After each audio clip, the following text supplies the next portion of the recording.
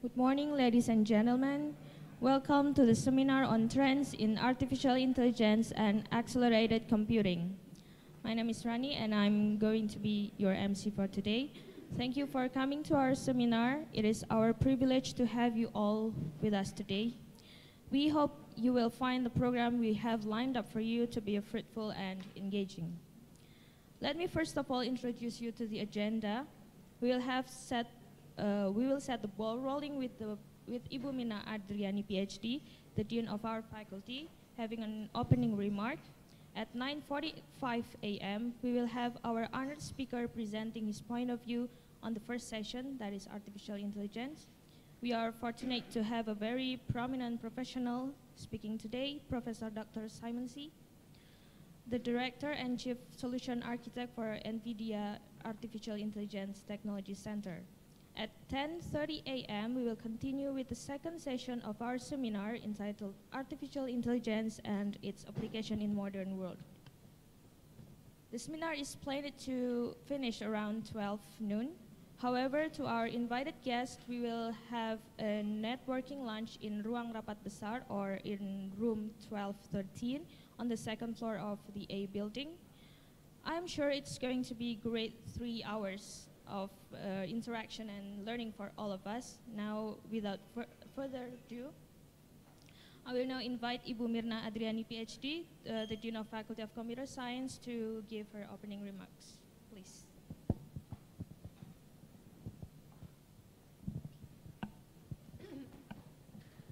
Good morning, everybody. Today, we are very delighted to have Professor Simon C. visiting Universitas Indonesia. Currently, Professor Simon C.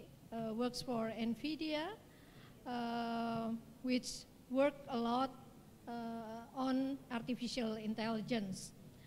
So we know that AI has been a buzzword, not only in our society, but also in the world. And there are so many problems that because there are the amount of the data is so huge right now. So we using the artificial intelligence that we already learned a few years ago. Now we visited and find a new approach based on the artificial intelligence to solve the problem in much more faster. And today, Professor Simon C. will give a talk on this AI approach and also how to deal with such a huge data and also the approach that based on AI. So hopefully, not only we can learn about AI, but also explore the possibility to work together with Nvidia, also Professor Simon. Not only with Universitas Indonesia, but also there are many colleagues who I see come from other university. So hopefully all of us will learn and also can manage to work at least to work together from the Nvidia. So Professor Simon C., thank you very much for coming. And also the team from Nvidia and also our colleague from other university. So hopefully we can learn a lot today. Thank you.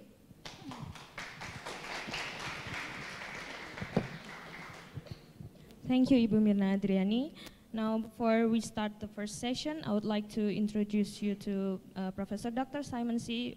By reading his brief biography.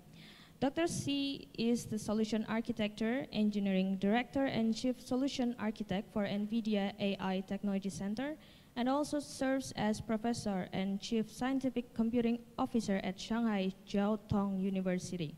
Previously, he was the Chief Scientific Computing Advisor for BGI China and held academic positions at universities in Singapore and Thailand. Dr. C is involved in a number of smart city projects, especially in Singapore and China. His research interest spans high-performance computing, big data, artificial intelligence, machine learning, and computational science. He also leads some of the AI initiatives in APAC and published over 100 papers in these areas, winning various awards. Professor C is a member of SIAM, IEEE, IET, and a committee member of over 50 conferences. Prior to Nvidia, he worked at SGI, DSO National Lab of Singapore, IBM, International Simulation UK, Sun Microsystems, and Oracle. He also advises a number of national research and supercomputing centers. Now, without further ado, I would like to invite Professor Dr. Simon C. to the stage to give his presentation. Thank you very much for having me here. Just let me switch on my clicker, right? So I'd like to everyone again that thanks a lot for having me here to give this presentation. For those who have known me, you know that I actually comes from a mathematical background. I'm a trained applied mathematician who actually accidentally stumbles into artificial intelligence recently, right? So if you say that whether am I an expert in artificial intelligence, if you ask me, I do not think so. It's just that we have been dabbled with it a little bit here and there. And I just wanted to share with you some of the experience that we are seeing in the area of artificial intelligence, and especially Nvidia as a company, where we are going. So let me get started, and feel free to ask me any questions. I think one of the questions is that, very important thing is that where are we right now? And the next thing is that, are we going anywhere at all in the area of artificial intelligence?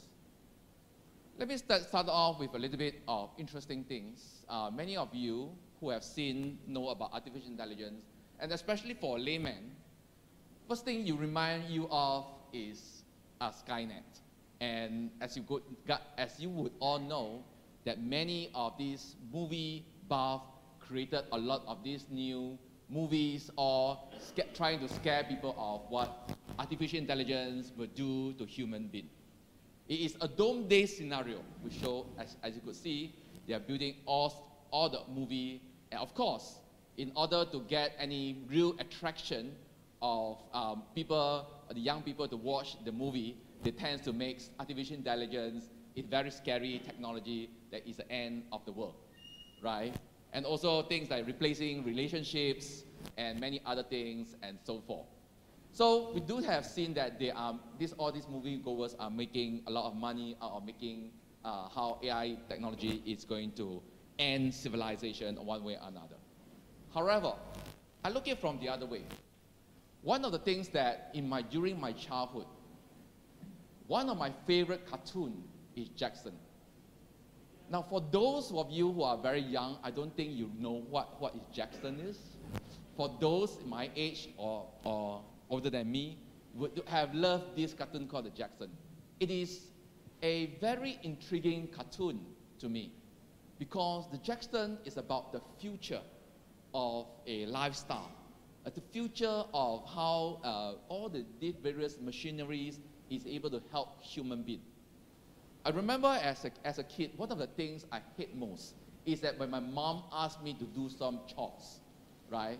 To wash the dishes, to clean the floors, and all sorts of things. And I love the Jackson because Jackson has a robot to do all these things. It was amazing. I was like, how I wish one of these days that I will have these robots, and when my mom asked me to do anything, I will have the robots to do it.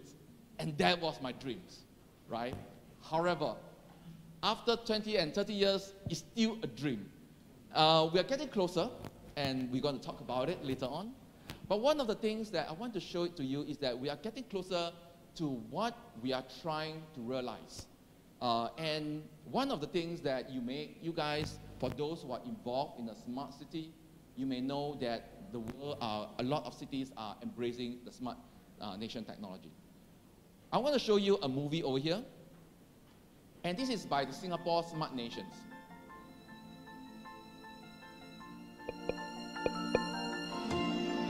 Dear Diary, today I dreamed of the future. I dreamed that our home will turn into a super smart one, with machines that help do all of Mommy's chores.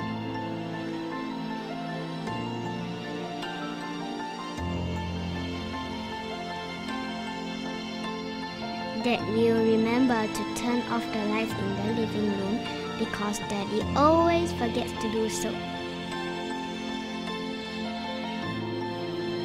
And help tell us when anything is wrong in the house.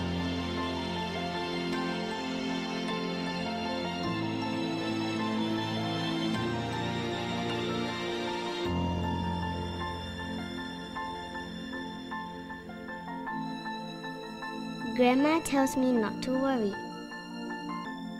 She will get better.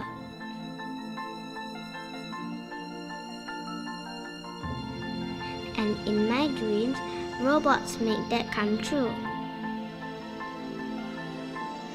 Not only for Grandma, but for everyone.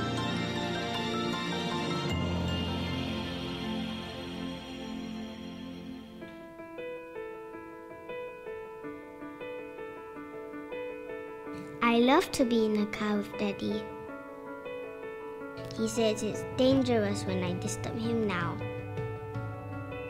But in my dreams, robots will drive the car and get us wherever we want to go.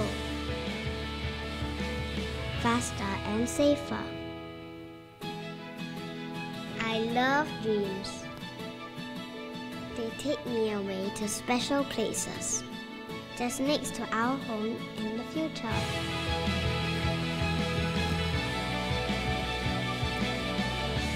Daddy says the best dreams are based on reality. So I'll work hard to make my dreams come true.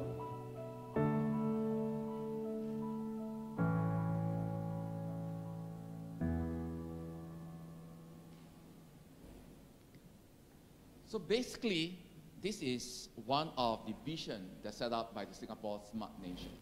And we are actually not too far away from it. There are many places that are building this. You could see that the number of cities all over the world that are experimenting or have a vision of building a smart city. And in Singapore itself, we are looking at a lot of various technology, not just in just what you see over there, like smart car and so forth. There are many other things. One of the things that the Singapore is experimenting on is a smart car or autonomous vehicle. Now you may ask, why do Singapore wants to experiment with autonomous vehicle when Singapore do not make car at all? Singapore is a very small country, as you guys would know. It's smaller than one of your islands in Indonesia. Right? It's just a small little island, and we have roughly about 6 million people, and we have car population of roughly 1 million. As some of you would have known, that recently the government has just stopped the increase in car population. We have about 1 million, and we're going to maintain 1 million for a short period of time, and in a very short time, Singapore government is going to have negative growth of car population, and which means that the car in Singapore is going to be extremely expensive. For those who have lived in Singapore, you will know that. Right. Now, with that in mind, basically we have to improve the transport infrastructure. One of them is the use of autonomous vehicle, and there's a reason why in Singapore itself, they already start experimenting. Social robots is become a very important part because the aging populations. We need to have some form of technology, and social robots is one of them to actually serve the aging population. The lack of manpower is one of the most serious problems in Singapore. Even though you hear that Singapore is such a clean country, we still do have rodent and mosquito problems. And we need to find a way of using technology, right, to actually solve that, to help us.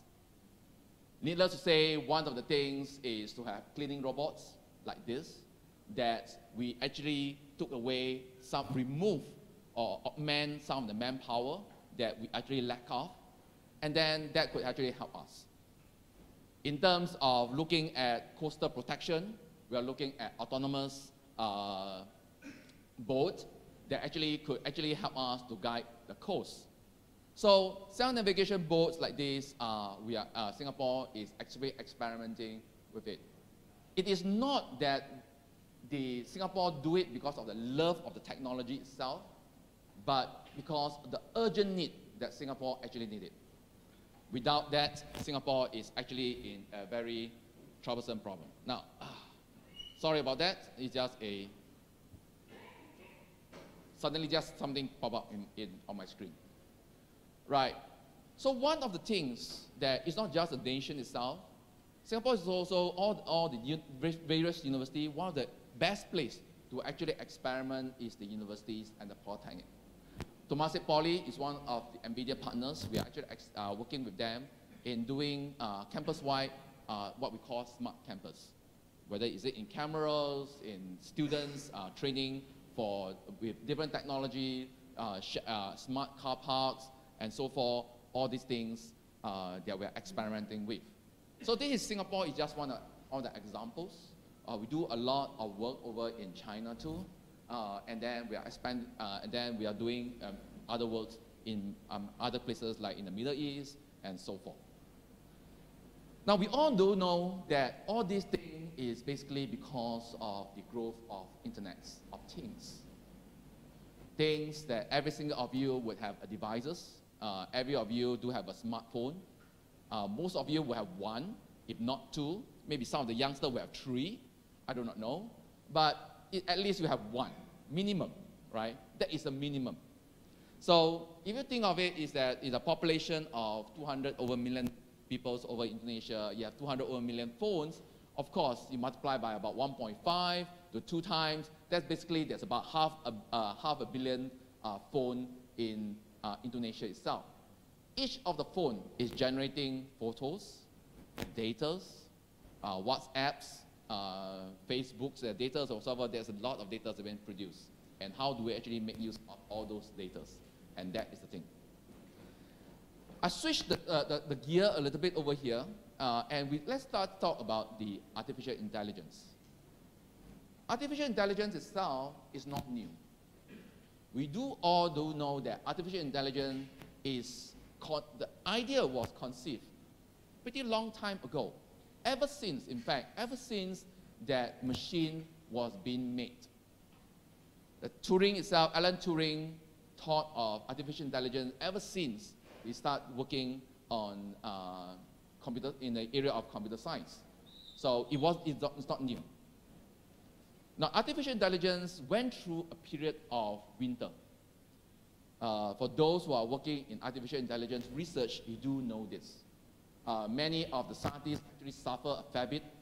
Well, it's basically because in the early part of artificial intelligence, in the early days, in the 60s and in the 70s, we overpromised, right? And we took a wrong approach. Basically, we are looking at how to hand code many of these things through rules, through logics, formalization, and so forth, using the traditional way of computer science. Sorry.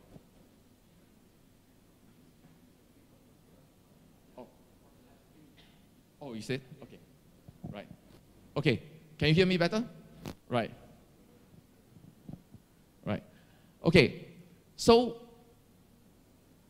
the artificial intelligence, why I say that it's gone through a period of winters, especially in the 5th generation artificial intelligence, where the Japanese was promising a lot of things.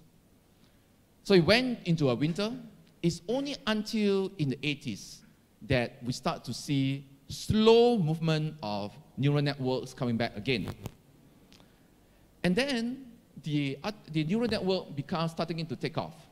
See that in the 90s, and recently it took a very tremendous big jump.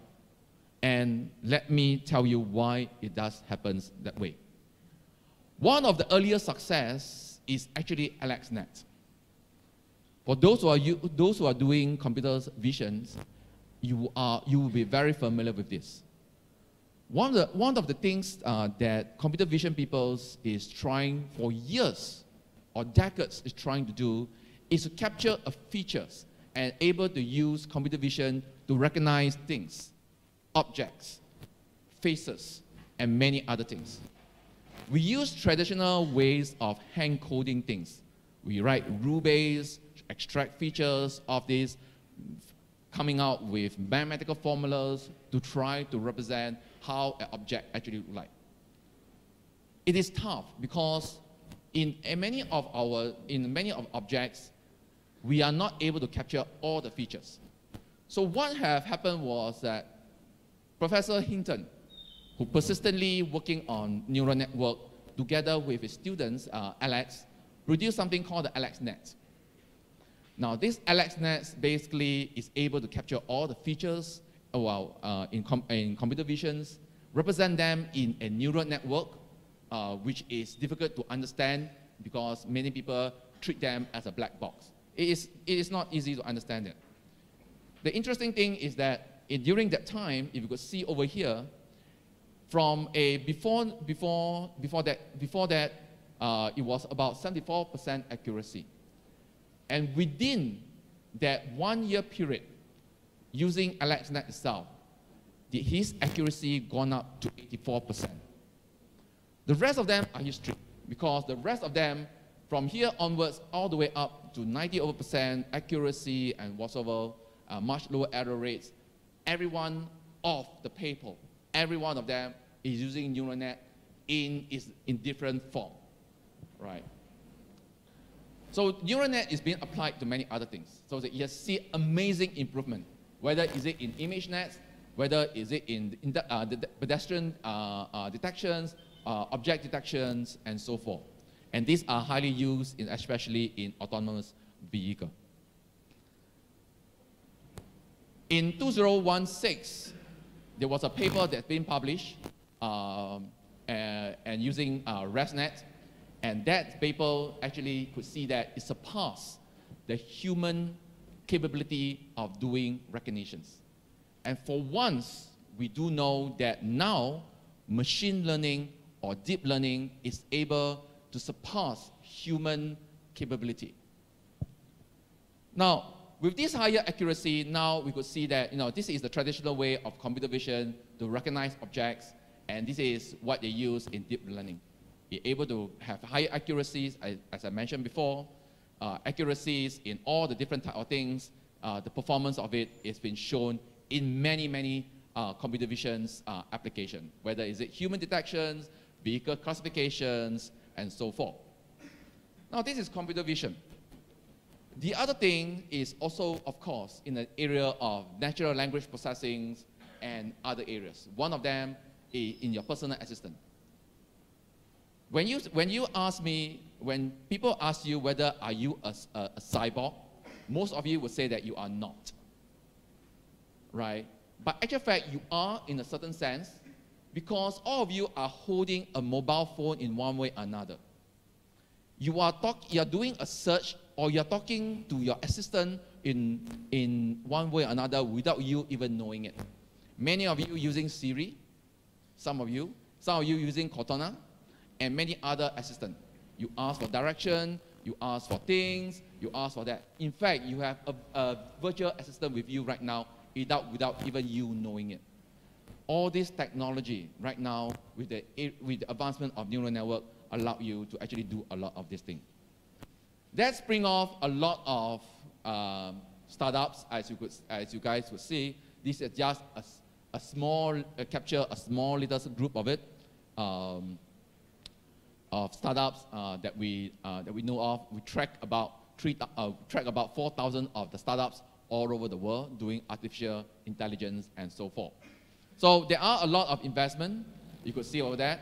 One of them is that the other thing is that because of that, many of these countries starts to invest quite a fair bit.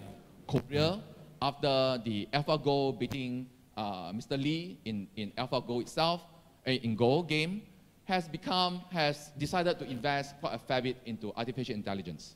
Singapore government, needless to say, will invest a lot, $150 million into this area where they build up research labs, funds some of the startups in projects, and so forth. So all these things are going pretty aggressively, as you could see. Now, one of the things is that I want to also to tell you that where we are going in the area of artificial intelligence. One of the things is that I will classify artificial intelligence in a couple of ways. One of them is what I term it as predictive. And when I say predictive, this is what I mean predictive. Image classification is a predictive artificial intelligence. You actually give an image to it, it recognizes it. It could recognize that whether is it a cat, a dog, a human being, or recognize a face or so on. It's able to recognize scenes. So for example, you throw in a scene like this, it will be able to tell you where the location is, or even other things like styles and things like that. These are predictive because it gives you something, it predict you something. And they are already, the technology is pretty, I would say, usable. Mature in a certain sense. I wouldn't say it's very, very mature because there's still a lot of work to be done, but it is usable. So one of them is ping interest, where you actually could capture a picture of let's say, flowers, and then you can set then the retail, it will recommend to you where this product can be purchased, and so forth. Other things will be like in surveillance. Things will be like recognitions, whether it's a male, it's a female, wearing glasses, and so forth, and things like this. This is very used in the area of human recognitions, car recognitions, and things like this. This is one of the very early stage of smart city, where now many of the cities have now installed a lot of cameras, thousands of them, right, if not 10,000 of them, and it's impossible for a human being to sit in front of a camera 24/7 looking at thousands and thousands of cameras. You need some form of very smart technology to actually do those classifications, and then if and only if there is an event or things that are of interest to you, that actually activate you to actually react to it. So these are some of these things. This is examples of in China, where they actually use this to recognize, what sort of vehicles is going through, what are the traffic is it a motorbike, is it a cars, and so forth, right?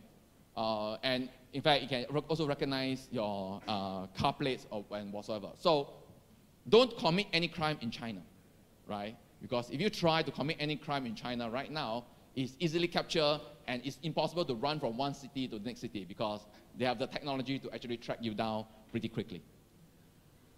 Facial recognition is another one, examples of this. The other things will be things for like I say again, facial recognitions in different places. So they can have, this is examples of what we call a multi-zone recognition, where they could capture you in one city or one location, and then while you go to another places, they could continue on to track you where you are, right?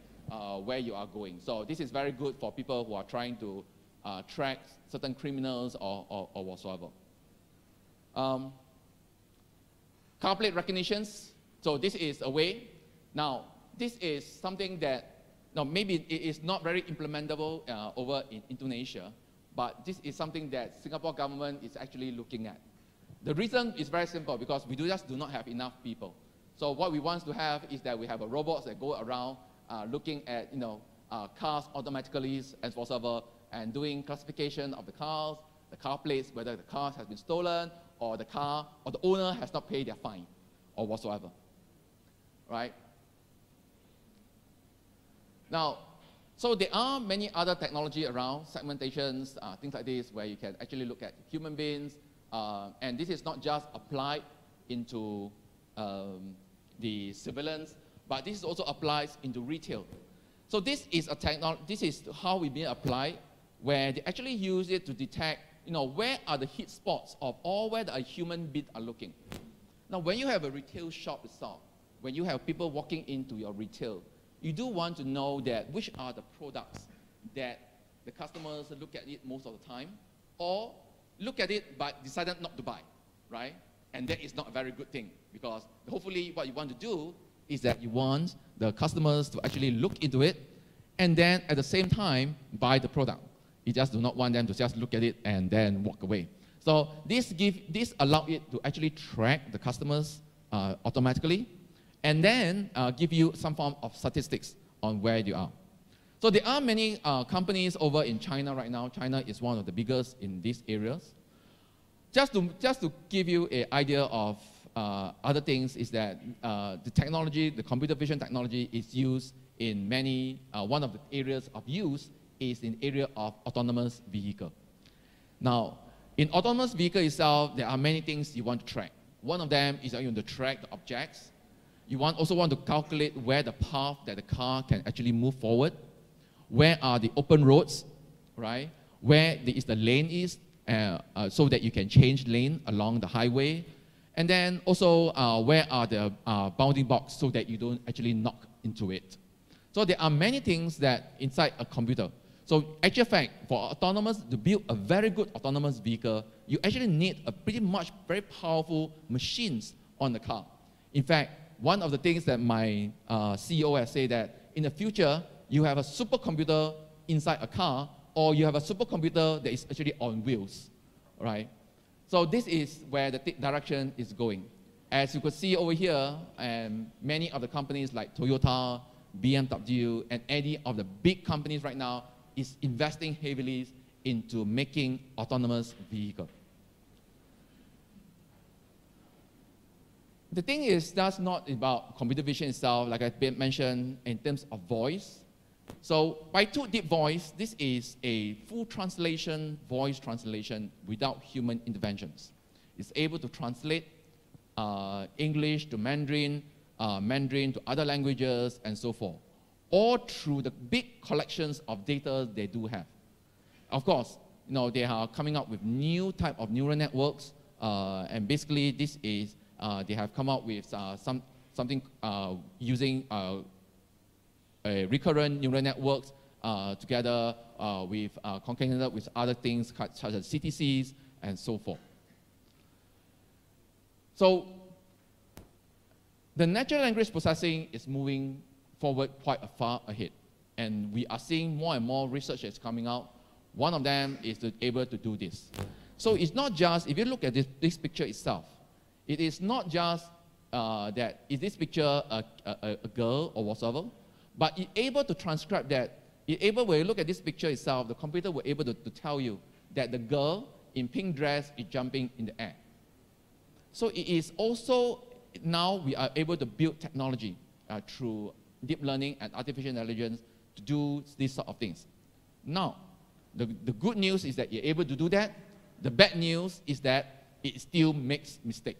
So things that were like this is that, say, a young boy is holding a baseball bat, which is not true. It's holding actually everything. So there are still works to be done over there. But what I'm saying is that we are already very close in getting those technologies that are able to be usable. Now, the technology itself is used in many areas, not just in computer visions. I said before, and the natural language where on your phone or whatever, it's used in many, many other places. One of them is actually healthcare. And this is a healthcare applications where the doctor tried to diagnose a breast cancer, right? Now, one of the challenging things in breast cancers is this. For those who are doing medicines or whatsoever, you do know that when you look at tissue like this, as a layman, if you tell me which one has cancer, I have no idea at all. Even for a very, very experienced doctor or radiologist whatsoever, they have difficulty reading this. And it's very challenging. There is a lot of high error rate in doing that and whatsoever. So one of the things that they do, and it's been pretty successfully, is they have a lot of data and to train the neural network to actually recognize it. And this is the way they actually, so this is the original image. This is the image predictions. This is before that they give you all the possible place because it's trying to be conservative. And a lot of them are actually false predictions. And then this is where after neural network has been applied. You found that this is where the actual one is, and this is the one that is not actually, well, it is another prediction. But what it means is that now you have less of this location to actually go and investigate. Instead of this, where there are so many spots, and you have to actually spend a lot of time looking at it. And many of the times, actually makes a lot of errors. So there are other examples, like, for example, like drug discovery. And this is a very interesting thing. It's called the Generative Adversary Network. It's a different form of neural network. And the word itself, generative and adversary, is very interesting. Generative means that it generates out new information. Adversary basically means that you actually have two neural networks actually compete against one another. One is a foe, and the other one is opponent, where they actually fight against one another and come up with their answers, right? And we will explain to you about it later. But the whole idea is this, is that you're able to generate out ideas, right? The neural network is able to generate out ideas that allow you to actually design new drugs. Again, images like I said before, the images are already quite a mature technology. There are a lot of MRI scans. A lot of us take X-rays, MRI scan, whatsoever. And now this is pretty much a very, very fast-moving forward industry where they are using it to actually help to recognize or diagnose certain disease. Other things will be how to get insight into decision making, especially for national body, where they want to track down disease, how fast it was spread, and whatsoever. And these are, again, one of the different applications. So application and help at the large scale. Now, this is pretty interesting, especially for a country which is really poorer. Now, as we go all knows that many of these countries, let me cut my jacket, it's getting a bit warm here. As we do know that big country like Indonesia has a different set of problems, right? One of the major problems is that you do have villages and you do have places where it's very, very difficult to get to a major hospital. Melanoma is one of the problems with eye in your eyes, or you have, or one who have diabetes or whatsoever. It can detect it through the eyes. And however, in order to do that, you have to travel all the way to the hospital to actually to get that diagnosed. The challenging thing is that for a lot of people getting to the hospital, especially in country like this, where you either have to walk for days, or you have to actually have to fly, and which is make it inaccessible. This company has actually developed a technology using the mobile phone. It takes a picture of the eyes, and then send the picture back into the cloud, allow it to do the analysis, and come back with a diagnosis on whether the person has some form of eye disease or some other disease, things like diabetes, which can be detected of the eyes. So that technology itself, again, in order to do that, they have actually collected millions of eyes images that could represent whether one person have a disease or not, and train the neural networks to do that. And upon training the neural network right now will then able to recognize those images, right? So other things like for a woman, you know that breast cancer, and again, you know, all these things, all these technologies are moving forward very quickly. Now they can put it into very, very small mobile devices where women, where after taking the X-rays or whatever, can actually help to detect it much faster and in much cheaper manner. Now, melanoma is a very common disease, right? It's a very common skin cancer, and it's dangerous. And one of the things is that, you know, for things like this, many times we tend to ignore it. Things like this, how would you know that it's a disease? Many of us do have it. And it is very difficult to recognize, even for doctors, to recognize it. So one of the things is that actually the universities in Singapore, SUDT, actually developed artificial intelligence systems to actually how to train the neural networks to actually detect it. And let me just show you the videos. And I hope the video is playing.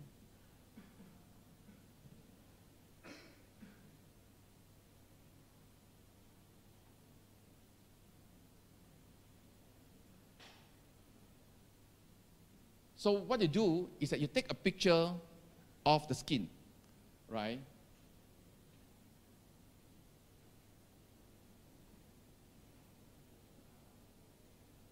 Send it off into the cloud. Just a skin mole. Most of us will ignore it because it's just a skin mole. We think that it's just a skin mole, right? And then it will analyze and tell you that, is it that do you actually need to go and see a doctor? Now, it is not say that you once would have already have melanoma, but it does tell you, advise you that there's a percentage that you will once would have.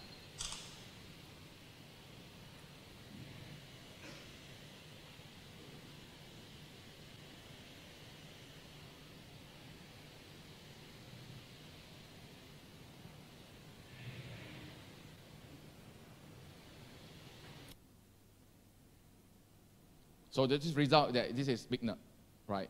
Better see a doctor, right? So we are seeing technology like this slowly being implemented, and we are seeing that used a lot in the healthcare right now. And big country like Indonesia, like China, and also the other thing are working a fair bit into this. The other areas is, of course, then what you have is then you have a lot of these startup companies that's all coming up, developing all the different type of technology, right? Using neural networks for different type of healthcare problem. Finance itself, as you would know, is one of the key areas, it's been one of the earliest use of artificial intelligence. Asset management, they have, as you would know, that finance has a lot of data, and one has been desperately trying to use those data to actually predict trading. One company of this is that they are using deep learning to drive into how to do trading. Automatic trading, as you could see over here, right? It claims that it has a pretty good accuracy and pretty good trade. Of course, it uses not just neural network itself, it uses some form of other tricks. So I just want to show you some of the examples of here that people are doing. Also things with like fraud analysis, PayPal, they're using AI to actually detect where the fraud is. Other things will be like mortgage risk. This is the examples in the US where the risk of a mortgage. How do you actually assess how much insurance or mortgage risk for a property is? And one of the things was that there's a lot of factors, weather, earthquakes, many other things that are taken into it. And again, using all the mortgage data and whatever, they are able to do a pretty accurate predictions of mortgage risk itself. So there are many cases like robots advisors, these financial forecastings, the pattern recognition of fraud detection, and many other things. As you see, again, many companies has been born, we give birth to new technologies and so forth. Supply chain is another area. Supply chain itself is a very complex thing. Every single percentage you could actually improve in it, save a lot of money, and then that could make a lot of money for the company, right? So there are modern warehouse, and this is one of the modern warehouse. Zelado is a company that actually helps using artificial intelligence to build modern warehouse. I want to share with you one of the very interesting things that is going on in China right now. There's a company in China, and some of you may know, there's a company in China called the JD.com. One of the visions of JD.com, and it's a big competitors to Amazon in the US. Of course, it's only in China right now. But the vision of JD.com is that when you actually place an order, the moment you place an order, to the time where the goods is delivered to your home, there is no human intervention in the entire process. What it means is that the moment you enter your order, the factory is fully automated. Robotics, full robotics, right? The warehouse of all the goods, the robots will pick up the goods, put it into the package, put it into the right, address, recognize it where it should go. Autonomous vehicles, autonomous drones will then deliver it all the way to your home. And that was their vision. And the moment right now, the first stage they do is that they have a fully automated warehouse right now. The warehouse is extremely large. It consists of like a couple of football field. Inside there's hardly any human being inside there. It's fully autonomous. You have AGV, you have drones, you have everything to sort out the goods, to sort out and to package it and deliver those things out of the warehouse. The problem right now is that they're not able to do what is delivered to the end of the customers because the Chinese government has not allowed their autonomous vans to drive on the road yet. And that is what is preventing them from doing this thing. Now, I want to show you another examples of a defect detection. Now, many of you would know that when we make products, there's bound to be defect. And one of the ways that actually to detect defects is that we have thousands of people sitting down in a row, and the product comes to you, and you look at the product to see whether is there any defect at all. So one of the things is that this company, VDI, has actually developed a deep learning technology that's allowed you, and let me see, why is it not playing at the moment right now? Oops.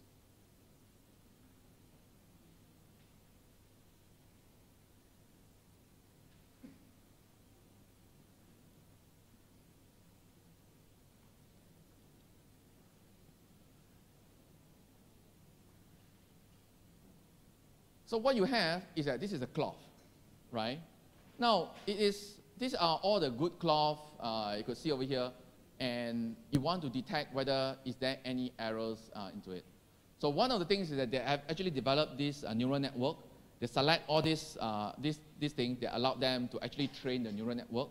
As you can see, put into the system. It trains the neural network to recognize those cloth is without defect.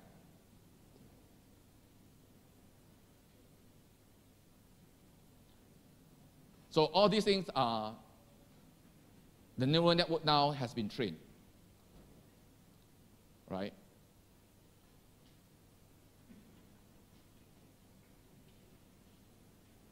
So this is just a training period, take about 4 minutes to train the neural network to recognize all the good cloth. Now, what you want to do is to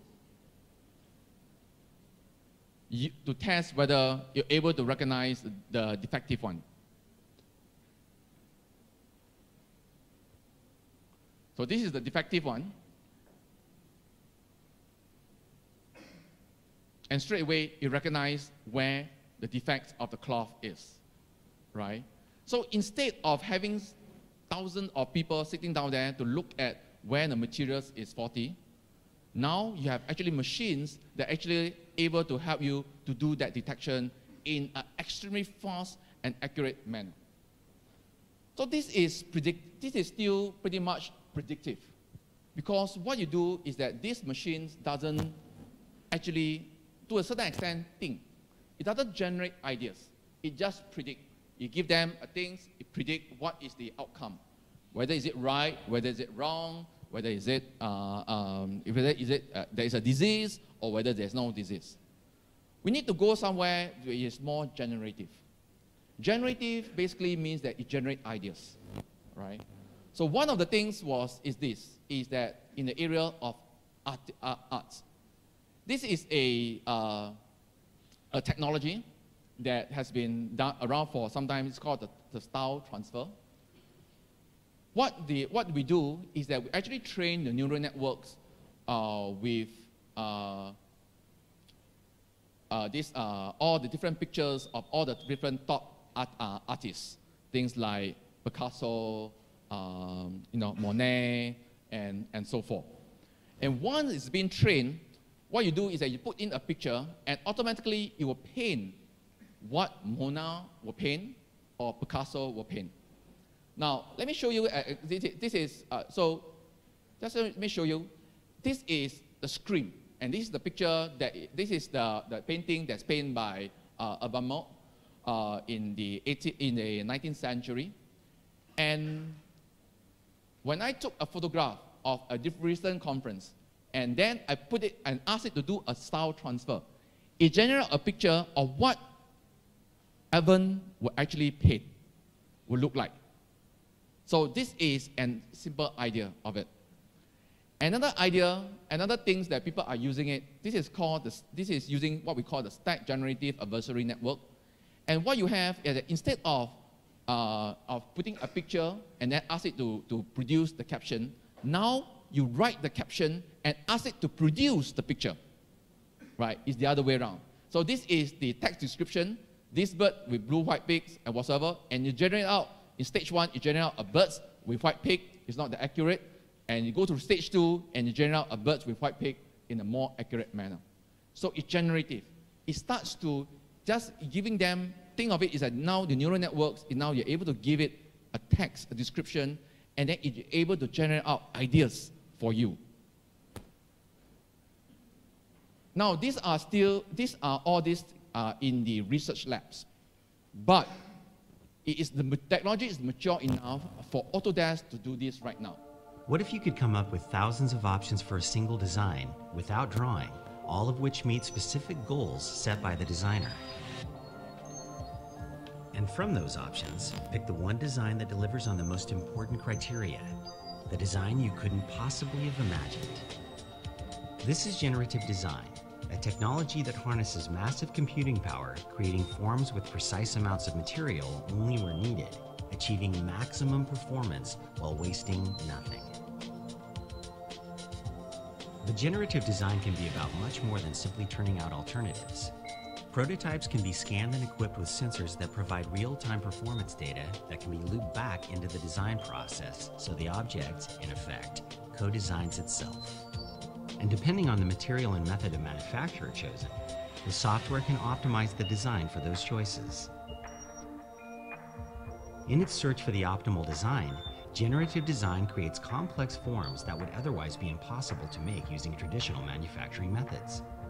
Now, with advancements in material science and the ability of 3D printers to print metal, companies like Airbus can create forms like this airplane partition panel that's half as light and just as strong. The result? Significant reduction in fuel costs and CO2 emissions. The things that have limited us in the past, software, materials, manufacturing, no longer do so. With generative design, the world can look and perform any way we want it to. This is the next stage in the evolution of design, and it's happening now. So for those of you, I think Dr. Yuno would know about this, and the PTC technology would know about this, is that previously, the way that we do engineering design is that we have a CAD diagrams, we start working on the CAD diagrams, and then we mesh it, we do simulation on it, and then we get the results. The technology over here is called the Dreamcatcher, where you actually design, you actually give a specifications of what your design would like, right? You have an initial design, and then it generates out ideas for you, right? How the design should look like to meet your specification. Whether is it the strengths of the beams that you need to build, or other things that the wings of the aircraft or whatsoever, based on your specification and the material that you have. It generates out ideas that how this thing should be built, and then you select it according to what you actually liked or you think that is appropriate. So this is a new way of doing things, that we are now seeing artificial intelligence that is able to generate out ideas. What if you could come up? So other things that is engineering, the other area, big areas, is in the area of pharmacy. Those of you who have been working in the pharmacy area or drug design area, you will know this. When you want to design a new drug, you got to scan through thousands of compounds, so to say, and that is very, very expensive. When I say expensive, it's time-consuming, and a lot of effort needs to put into it. Many of the times we actually miss out a lot of things because we actually do not have the time to do it, or simply we do not have the compute resource to do it.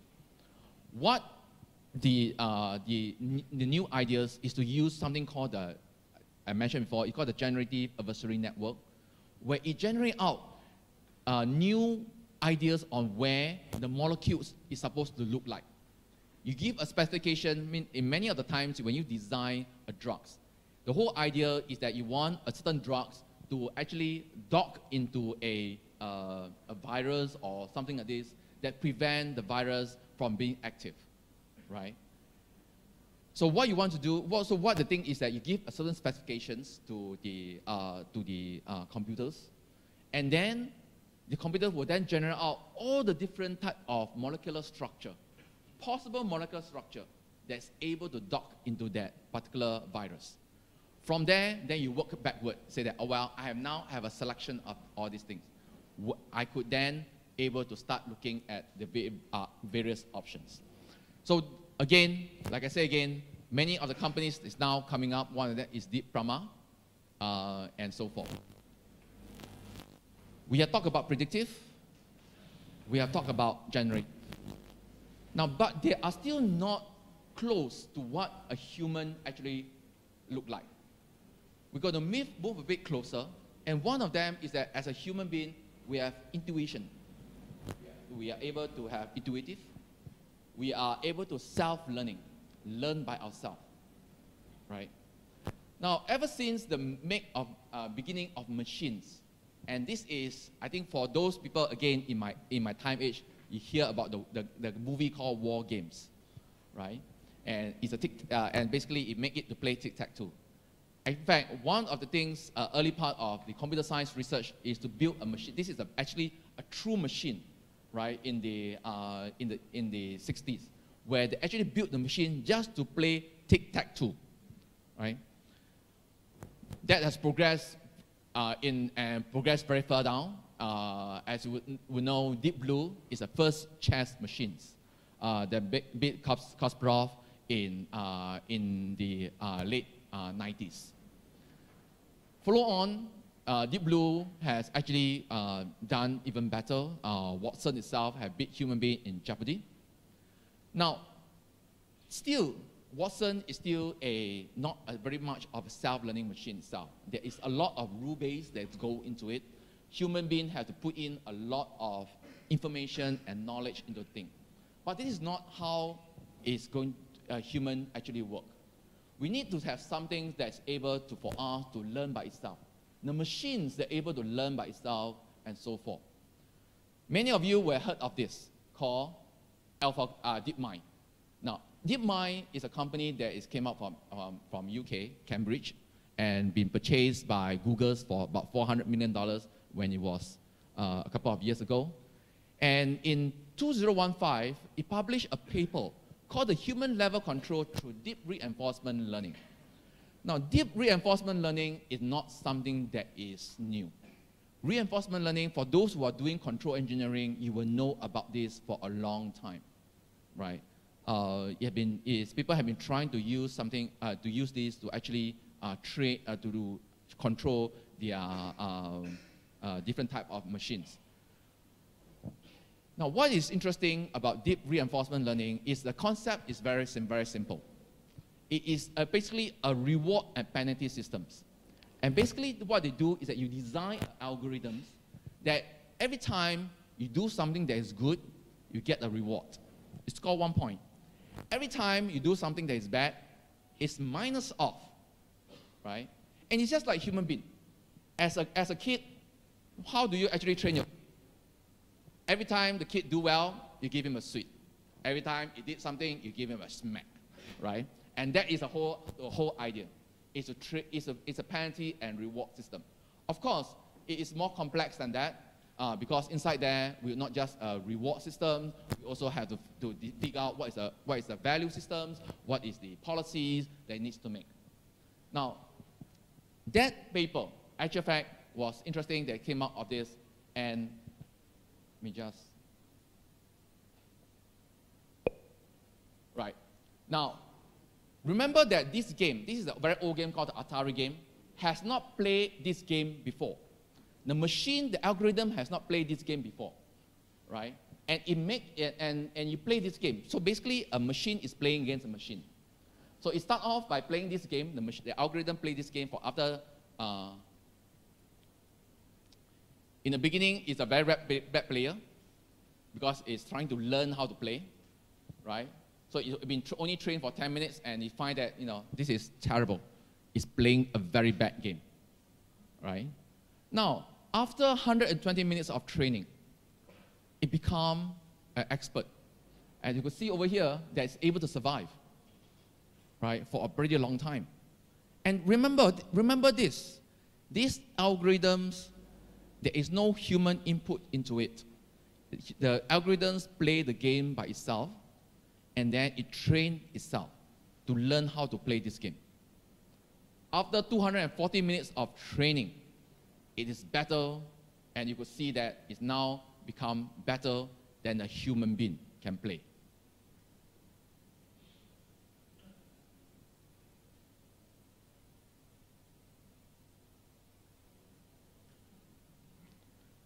Well, remember this is that the whole algorithms, whole thing is that this algorithm here, what we call the Q network.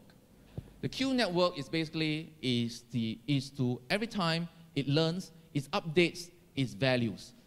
What are the steps am I supposed to make next? What are the action am I supposed to make next? And when at this stage, this is my value, and the next action, so after you play continue for a long period of time, it has accumulated all this knowledge inside that equation, not a database, inside that equation. And from that equation, it's able to play the game. So this is where the early stage of the where DeepMind play Atari. This is how the DeepMind, this is how the Atari game is. If you look at it, it's basically a neural network over here. This is where the game, the picture of the game. So we capture the pixel of it. Oops. The pixel is actual fact the input to it, and then this is the joysticks that actually control the thing. So you keep on training it, and basically this is the estimation. And if you look at it, this is just a very simple equation. This is just the equation of the Q equation. And this is where the least square errors and trying to find the errors itself. And then this is just every time you find that you have learned something, you just update using the gradients. So basically this is, again, the equation is not very complex, right? It just needs to have enough compute power to actually train itself. So that actually transformed, and that same follow things with the modification of it, turn the whole things into AlphaGo, right? Now, AlphaGo is more complex in the sense it's a 19 by 19 square box, right? And it's split out to many, many different combinations. So not just that you have a Q network, it has to actually have able to do something what we call look-ahead multi-color search tree. And this is, again, the combination of these two algorithms allow it to play AlphaGo. And as you will know, and if those of you who are tracking this, knows that now AlphaGo has actually beat Lee in that 2 years ago, and recently, more interesting, AlphaGo 0, right? Now, what is difference between the AlphaGo and AlphaGo 0, and AlphaGo Lee and AlphaGo 0? Is this. The past previous version is that it uses two neural networks inside there. It has an MTCV rollout, and then it trains about 2,000 over expert online game. He played, 20,000 online game. Basically, he played a lot of online game with many others. And then he has about 1 million cell trained, and he trained for months, right? Trained for months in order to play like able to beat Mr. Lee. AlphaGo 0, totally different. And this is part where some people will say it's scary. Some people will say that it's a breakthrough. Is that it trained only from self-play. Basically, what it does, it trains, it produces steps, it produces a version of itself, and it plays against itself until it achieves a certain level, right? So it starts from random move, no supervisions of human intervention at all. No human are inside there to intervene a single step, or tell it what are the things to do. The only features is that it's board position and history. And it uses one neural network instead of two neural networks that's up there, right? And this Alpha 0, and the next subsequent slides is just to show the algorithm how the things actually play. And you could see that Alpha 0, after 3 days of training by itself, is able to beat AlphaGo Lee, and then after this 20 over days, it beat AlphaGo Master, right?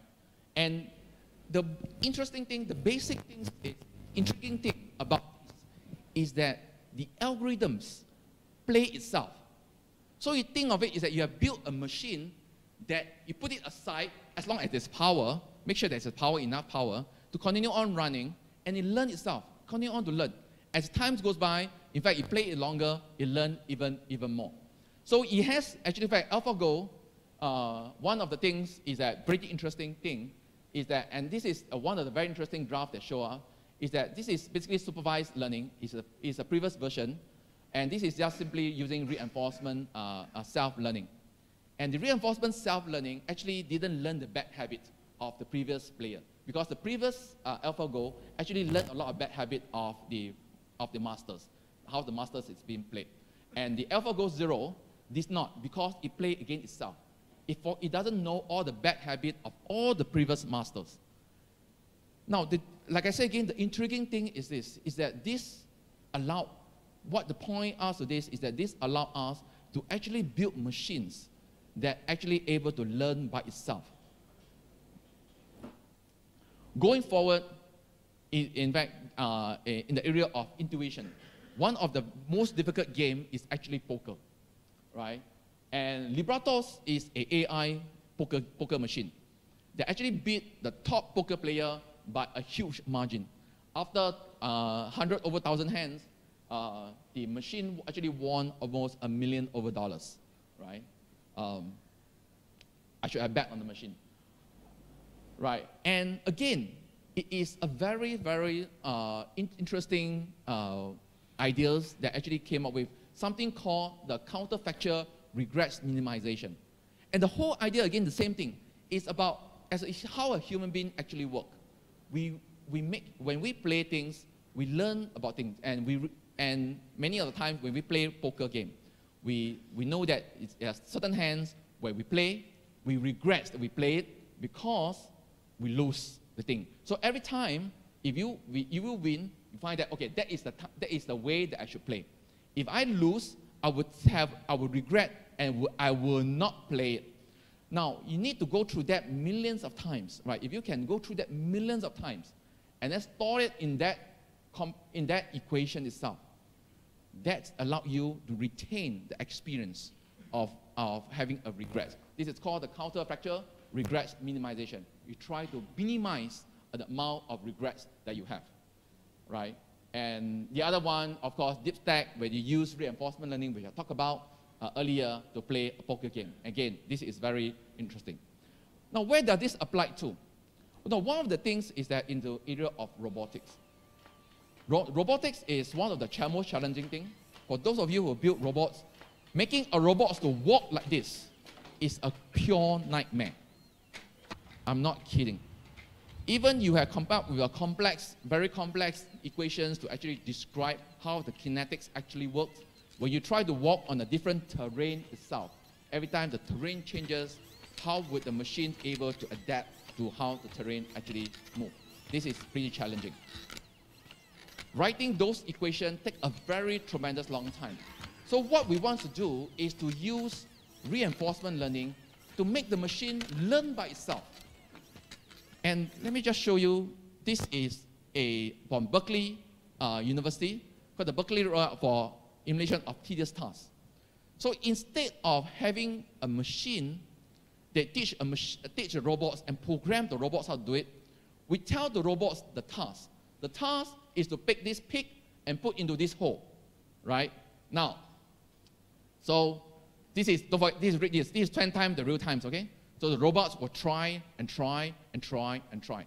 Every time it misses, it's a penalty, it's a regret. Every time it put it into it, it's a reward. So it will continue on to try and try and try until it finally able to put it in. So the whole idea again is this: I don't have to tell the machine how to do it. I tell the machine what to do, or rather, what is my objective? Not what to do, but what is my objective? My objective is to put the pig into there. And there are other things, for example, like this, right? Now, it takes a pretty long time to train that thing. In fact, all these things are actually not easily broken, so it's fine. But just imagine that if you are trying to handle a human being or animals or something that is easily broken, you do not want the robots to try and error on you, right? And this is another example by Boston Robotics.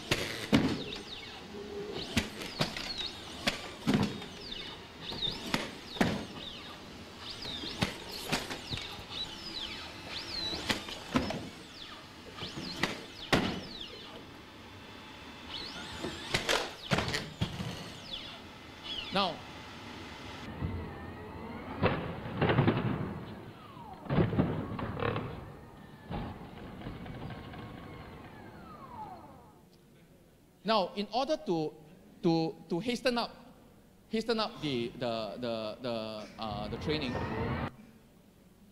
training, what people are experimenting with is to train many robots all at the same time, and what we call transfer learning. We train a lot of robots and then transfer the knowledge across to one another. As you can see over here, is that the robots will learn by itself. Many of these robots will learn, and then it accumulate the information, and then it train, right? Right. Now, it still take a pretty long time, and most likely you will spoil a lot of things, especially with delegated things. So one of the things people are doing is to build simulator. One of them is called the DexNet, and the other one is Nvidia has produced something called Isaac. And this is basically a simulator, and let me show you the video on it. Now, this is a simulator. Now, these robots do not know how to play golf, period, right? Zero knowledge of golf. But the objective we tell the robots is that to put the balls into the hole. And this is running on a simulation mode, basically inside a computer, not in a real golf course. We model the golf course, right? And then we allow the algorithms to run by itself. And you can see that for those who play golf, this is a pretty bad golfer. He can even miss the ball. And that's one stroke, by the way. So you continue on to train. So you do not actually, there is two things. You actually train inside our computers, which you can accelerate very quickly. And the other one is that it doesn't spoil anything at all because it is in a simulated environment.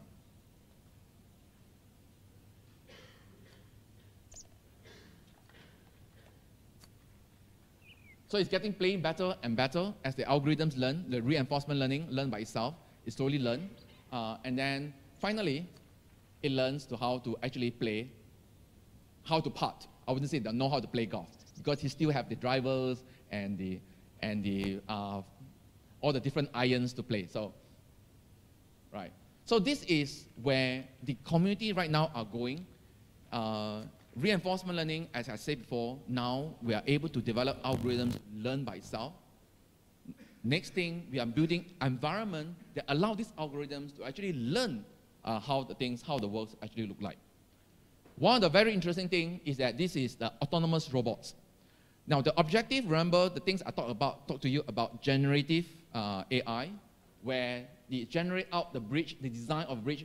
If we give the robots give the objective of building a bridge across it in whatever form it thinks that it will make most optimum way.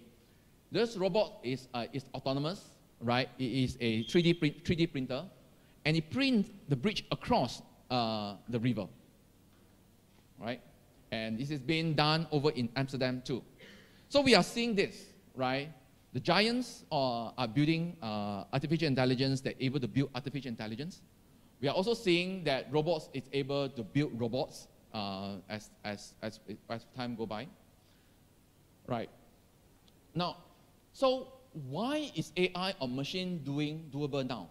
Remember I told you that many years ago, people already has the idea.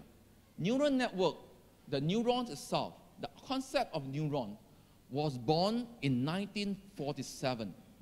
And that only took off only after almost 60 years. Why is it so that we are only able to do that now and not during that time? The basic idea is this, is that if you notice all these things, is that one of the main components of a neural network is data. At the point in time, there's hardly any data for people to train. You only have very limited amount of data. Now, we have a lot of data from Facebook, from whatever things, your mobile phone, and things that is IoT, so we're collecting a lot of data. The next thing is that computing becomes very cheap. Your mobile phone right now is more powerful than your Cray machine that you bought 20 years ago, right? The Apple machine, Apple CPU, this iPhone, ARM processor inside there, the Cortex-19, is more powerful than the Cray XMP 20 years ago. So imagine the amount of computing power that's available. Plus, of course, me being in Nvidia, the GPU is a very, very powerful set of machine. The other thing is that because of that, they allow us to develop new techniques.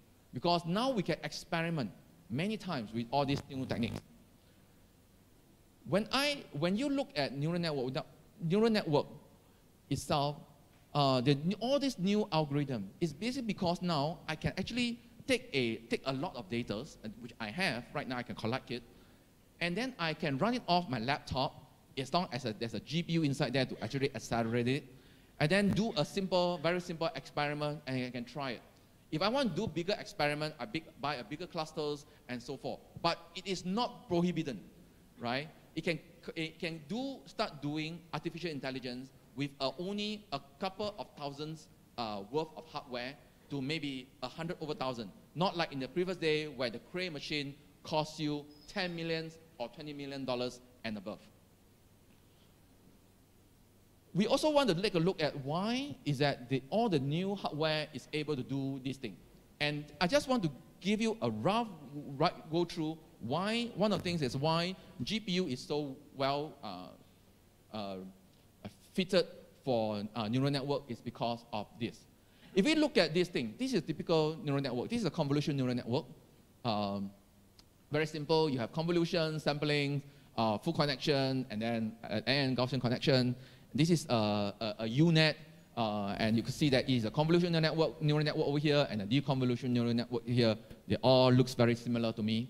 And then this is a generative adversary network, which I talk about. This is basically the generator that generate out the idea, and this is the discriminator, right? This thing is trying to fool the other one, and this thing is trying to tell you that you don't try to fool me. I'm able to find out whether you're telling the truth or not. This is the generative discriminator network, and this is the, remember to talk about the reinforcement learning, the deep Q learning network, again, yeah. Now, if you look at all these things, what is the common thing behind all these things? The common thing behind all these things, it is just that it is a matrix computation. Nothing else. The basic fundamentals underlying thing is just that their matrix combination is put in a different manner. They are just matrix computation underneath it, right? And if you batch them up properly, it becomes an arithmetic bound problem. That is a full convolution network. If you look at the convolution itself, and the convolution, this is basically how the convolution actually look like.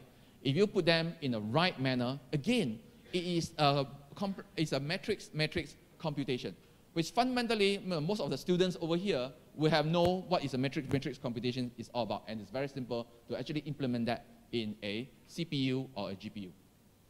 Right, recurrent neural network itself, when I say recurrent neural network, this is how recurrent neural network. Recurrent neural network is basically is a network that actually fits to itself, and if you unroll it and you actually unroll it and stack them up together, it looks like this. And if you put them correctly in the right manner, cast them in the right manner, again, it's a matrix computation, right? So if you if one actually optimize it correctly, what you could see is that you could actually improve the performance pretty significantly. Now, one of the very interesting things is that in a neural network, unlike in computational science, and many of us, those of you who work in computational science, you will know this, that we need high precision computers. 64 bits, in fact, some people propose 128 bits. It's just 128 bits is just too expensive, but we stick with 64 bits. In neural network itself, it's very different. Because if you look at neural network, the whole concept of neural networks and the whole thing is about probabilistics. when we are doing probabilistic itself, you do not need that accuracy because you're already in the probabilistic world. All right? And one of the things is that we found, and the community have found that we can actually use something called the half precision. Instead of a full precision, instead of going to higher precision, we are going backwards from a double precision to a single precision to a half precision. And this is a half precision representation. And the interesting thing is that this is the examples of a show where you use half a precision, you can achieve in using Google Net, you can actually achieve the same kind of accuracy after thousands of iterations.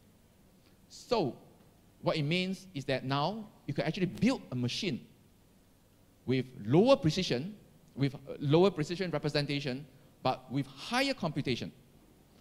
Now, the next couple of slides, which I'm not going to talk about too much of it, but you guys would have the stakes, is how to actually scale it up. When we want to build when we want to build neural networks, a neural network at the moment right now can be very small, but it can go up to very big. But I just wanted to show you how we're actually able to ideas on how to actually break the neural network into pieces and how to put them into different machines and so forth. Each of them has its own good point and bad point because now you need to build, like in many other computer science problems, when you do domain decompositions, you need to have a lot of communications. And we are doing a lot of studies on how to scale it up and so forth. Scaling a neural network to large number of GPU or large number of clusters is a main challenge. In fact, this will be a very interesting research topics for many of the students who are doing computer architectures or system architecture in pair processing, pair programming, and so forth, right? And I just do not want to touch on it too much because I think we are running out of time. I just want to show you some of these techniques being used. Now, so one of the characteristics about deep learning is this. It's very highly arithmetic intensive. Highly arithmetic intensive is that it compute a lot. But at the same time, it also has a lot of, it also require a lot of data.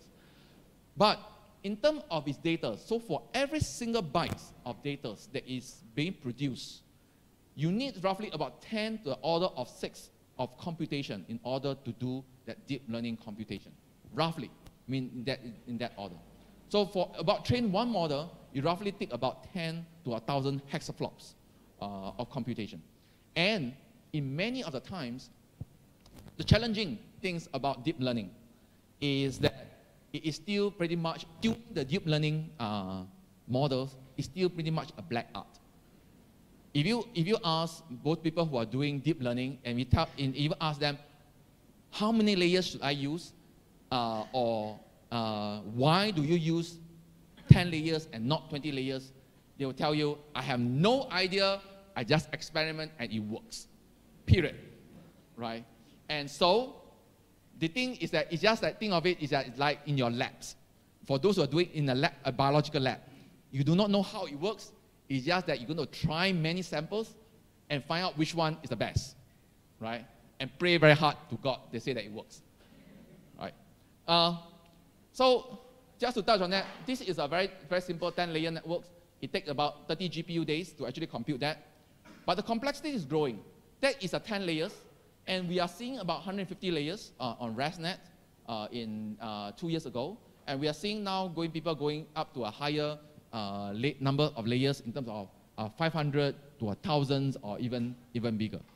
AlphaGo itself, AlphaGo-Lee uses a lot of, it takes about 3 weeks of training on the 50 GPU to train the AlphaGo-Lee.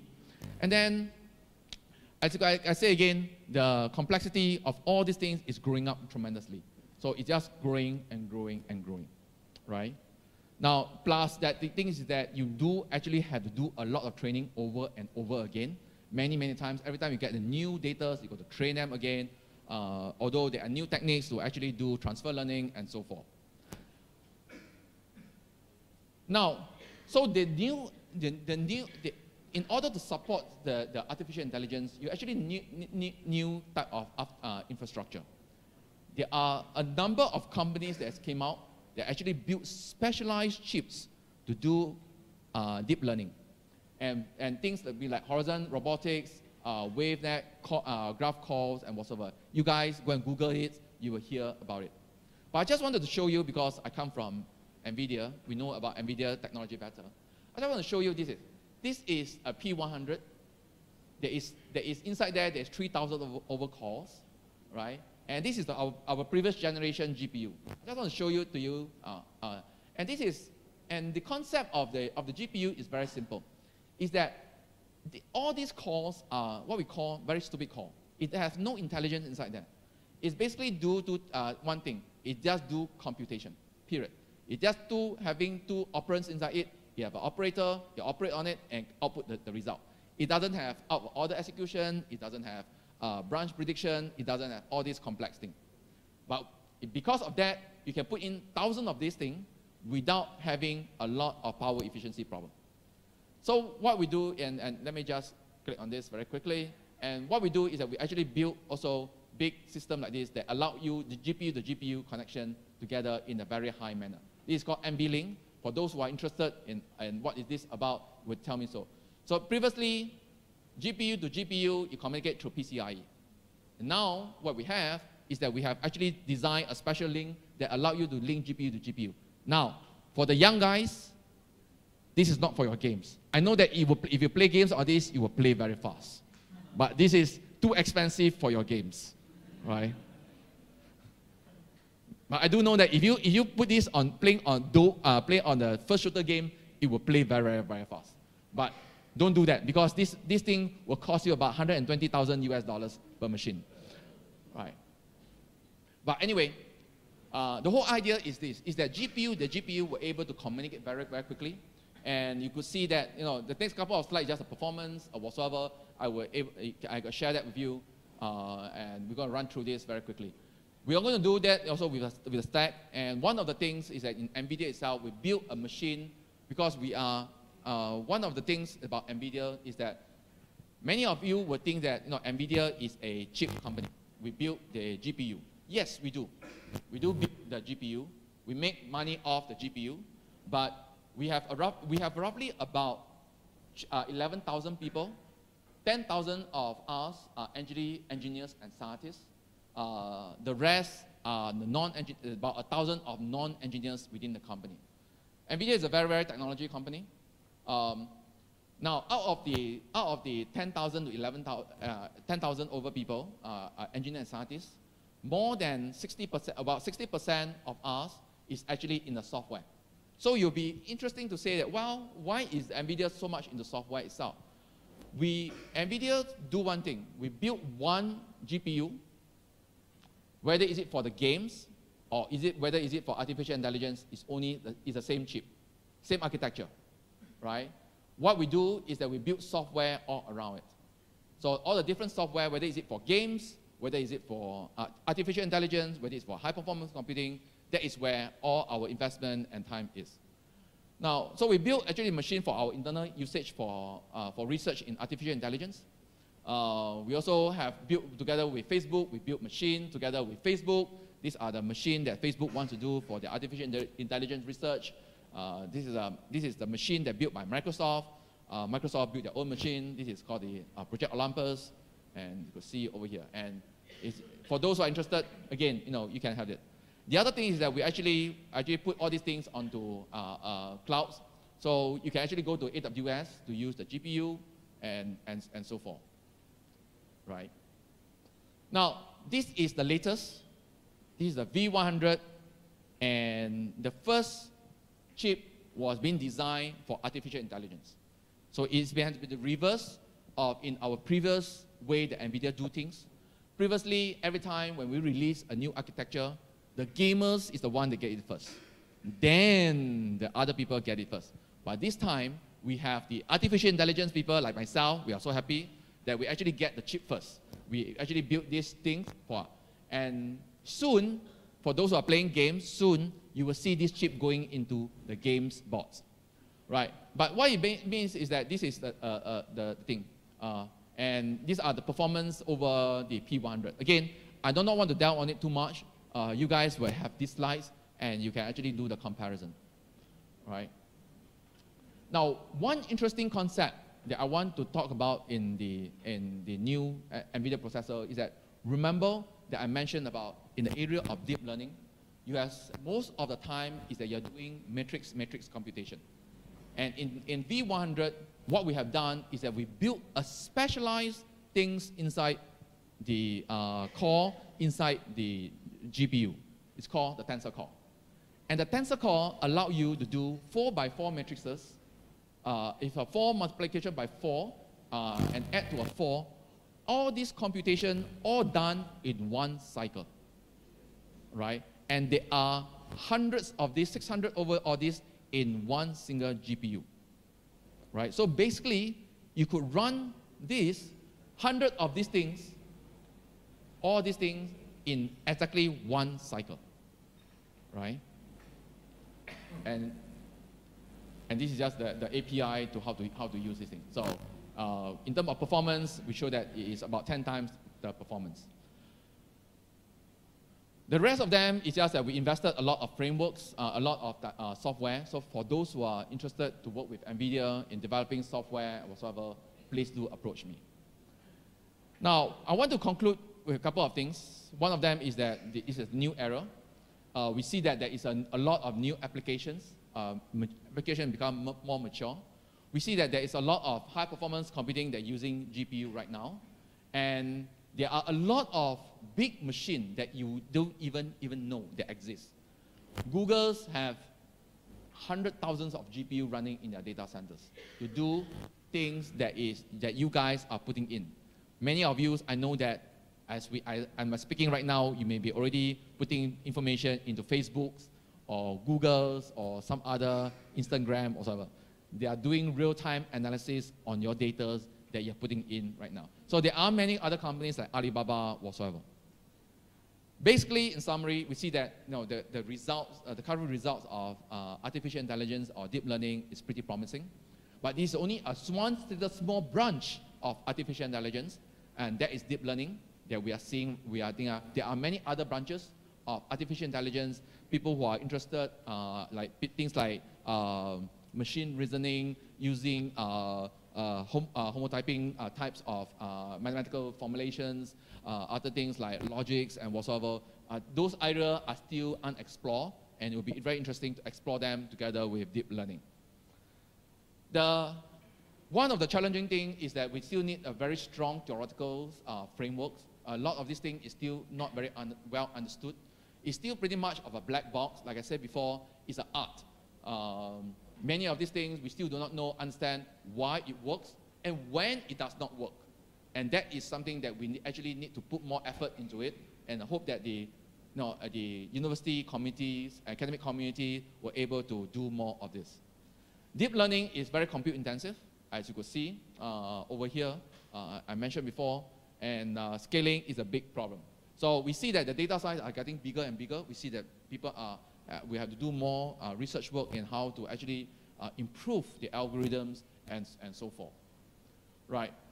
Now, one of the things that we are doing this, NVIDIA, is that we are actually collaborating with a lot of universities and so forth. I'm just going to show you a couple of examples. One of them is actually we actually partner with NIH in the US.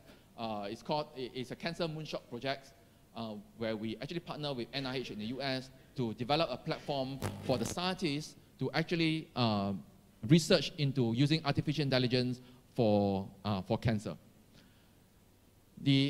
We actually, in Asia Pacific, we set up the NVIDIA AI Technology Centers, which I run. We have centers right now over in China, Singapore, Australia, and also in Taiwan. And in fact, we have also in India, and we are exploring to actually expand that even further. One of the things is that we actually have collaborations together in Singapore with the National Supercomputing Centers, where we would then train people on using the machine for artificial intelligence training. And there's something called what we call the Deep Learning Institute, where we have a whole set of coursework to train people, and they could actually train other people too. I have actually entered into a collaboration with the Singapore government to train the future skill set. And this is the Future Talents programs. As you will know, that Singapore government actually putting a lot of effort into training the next generation of people. And this is something that the Singapore government and Nvidia has entered into an agreement to actually have 30 scholarships out to Singapore students to do PhD in artificial intelligence. And this is something that is running off from my centers. Other things, recently in Taiwan, the Taiwan Ministry of Science and Technology, Professor Cheng, who is a friend of mine, is now working with Nvidia to actually have set a suite of program. They're going to set up 4 centers over in Taiwan, across Taiwan, and they're going to train about 3,000 AI specialists, plus a lot of postdocs that is going to be sent into the US to be trained on artificial intelligence. So with that, I think I have took up quite a fair bit of time, and thank you very much. And this is, before that, the collaboration models that we want to do with Indonesia, and this is my colleague that's building up with, is how to actually, with universities, industry partners, and so forth. So what we want to do is that with Indonesia, we want to do that, right? And startups and so forth. So these are the things really. Now, before I end my briefing, I want to show you something that is pretty interesting that is being done in Australia. Hello, my name is Nadia. I'm a virtual assistant and I'm here to help you. I'm not human, but I can make it easier for you and other NDIS users to get the information and help you need. You have more important things to do than wait on the phone, so I'm here to help whenever you need. I can hear you, and if you have a webcam, I can see you too. You can talk to me or type questions in the chat box, and I will talk back and write my answers. This is so I can help people with all different kinds of disabilities. NDIS users like you have tested me along the way and helped make me what I am today. So far, they really like me, which is great. I won't be able to answer every question yet because I'm still learning what answers people are looking for. Helping people access the NDIS is very important, so thank you for helping train me by asking me questions so I can get better at my job. I appreciate your patience. I'm a good listener, and I really want to understand you better. So please tell me what you want to know about the NDIS and how I can improve. I like it when you're honest. Go on, ask me something.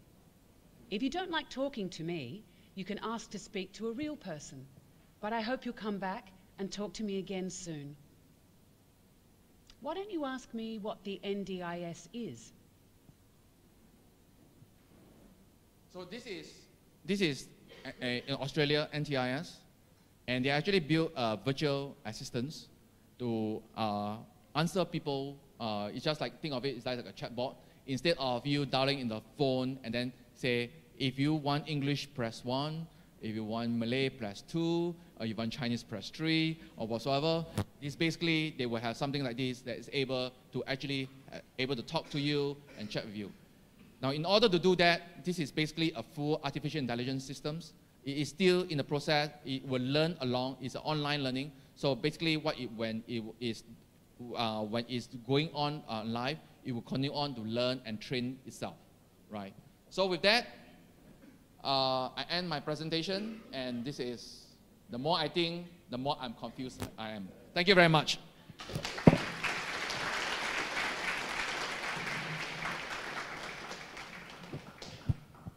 Thank you very much, Professor Simon C. And from the audience, if there is any question, you may ask.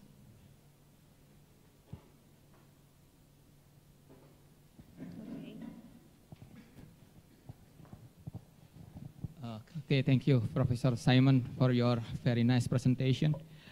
Maybe I have a couple of questions. First, about the cost and performance. The cost and the performance. And in your presentation about, I don't know, the cost about your Nvidia GPU.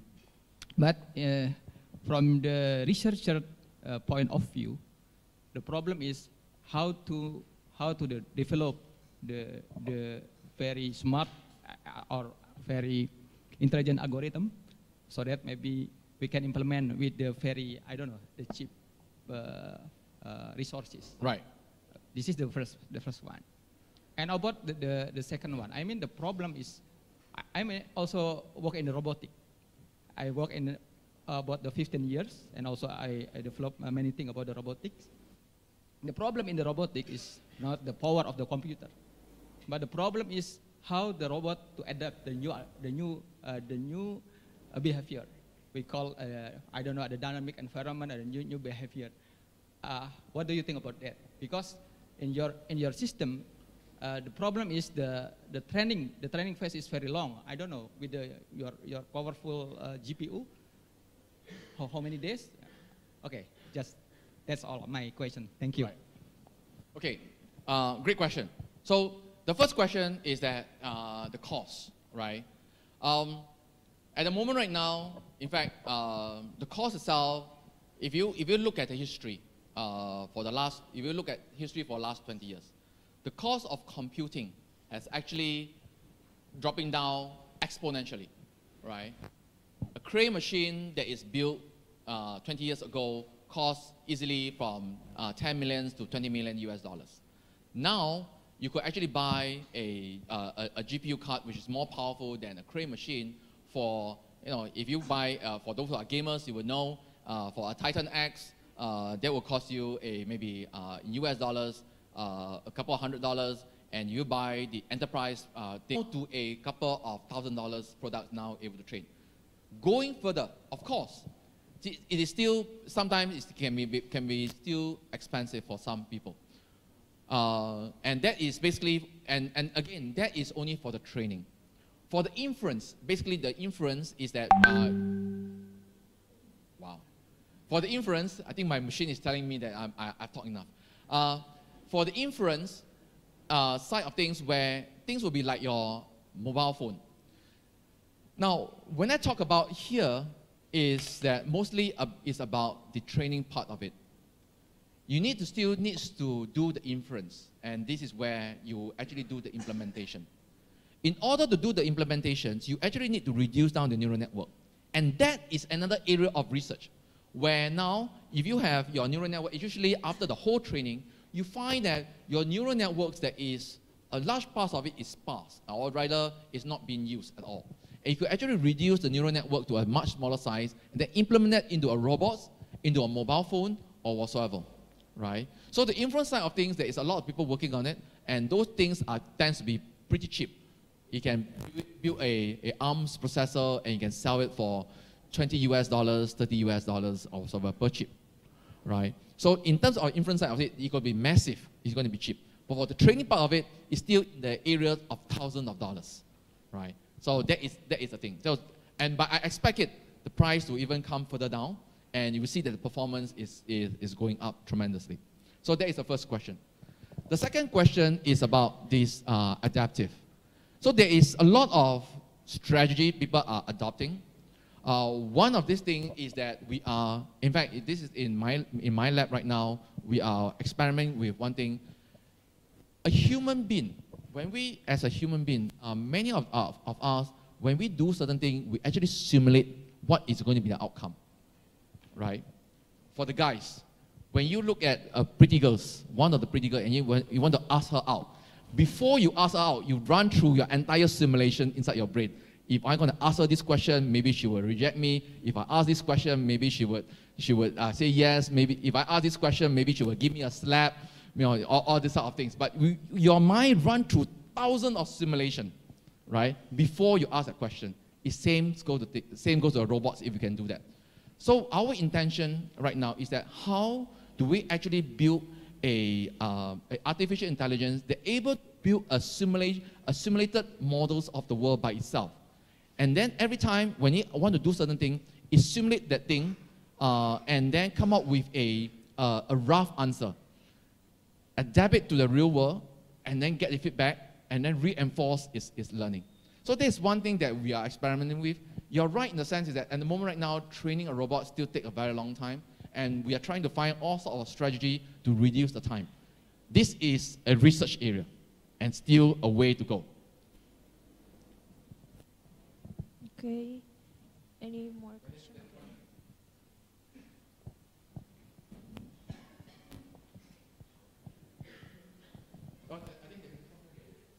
Oh, yeah.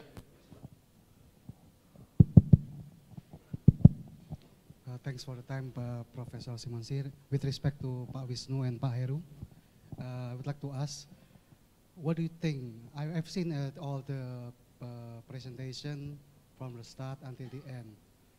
For the Indonesia University here, what do you think the level, from starting level, the basic level into the advanced level, how to define the artificial intelligence and accelerated computing here, also for business area, so university and business area. So how to define from starting level until the advanced level? Because I've seen from the first time until the end is very complex and very complete. Thank you, Prof. Right. Okay. Good question. So one of the things is that one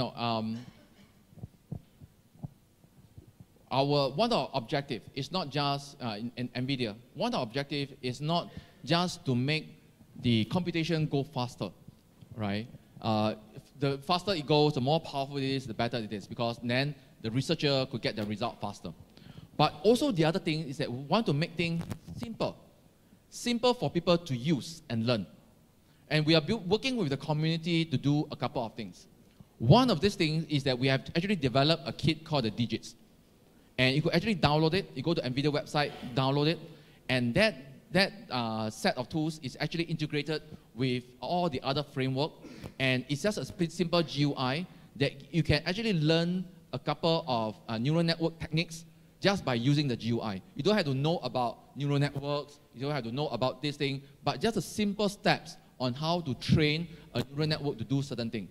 And that, in fact, we have that used in Singapore. We experiment that with a high school, and they can learn neural network, learn how to do deep learning in a very short time without knowing neural network itself, right? Because I know you don't want to have a person that have to do a PhD in order to do this.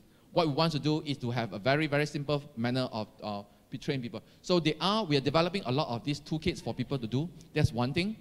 The other things that we are also doing something called the DLI, Deep Learning Institute, where we have a whole suite of coursework for beginners to the advanced people to actually train, to learn about neural network.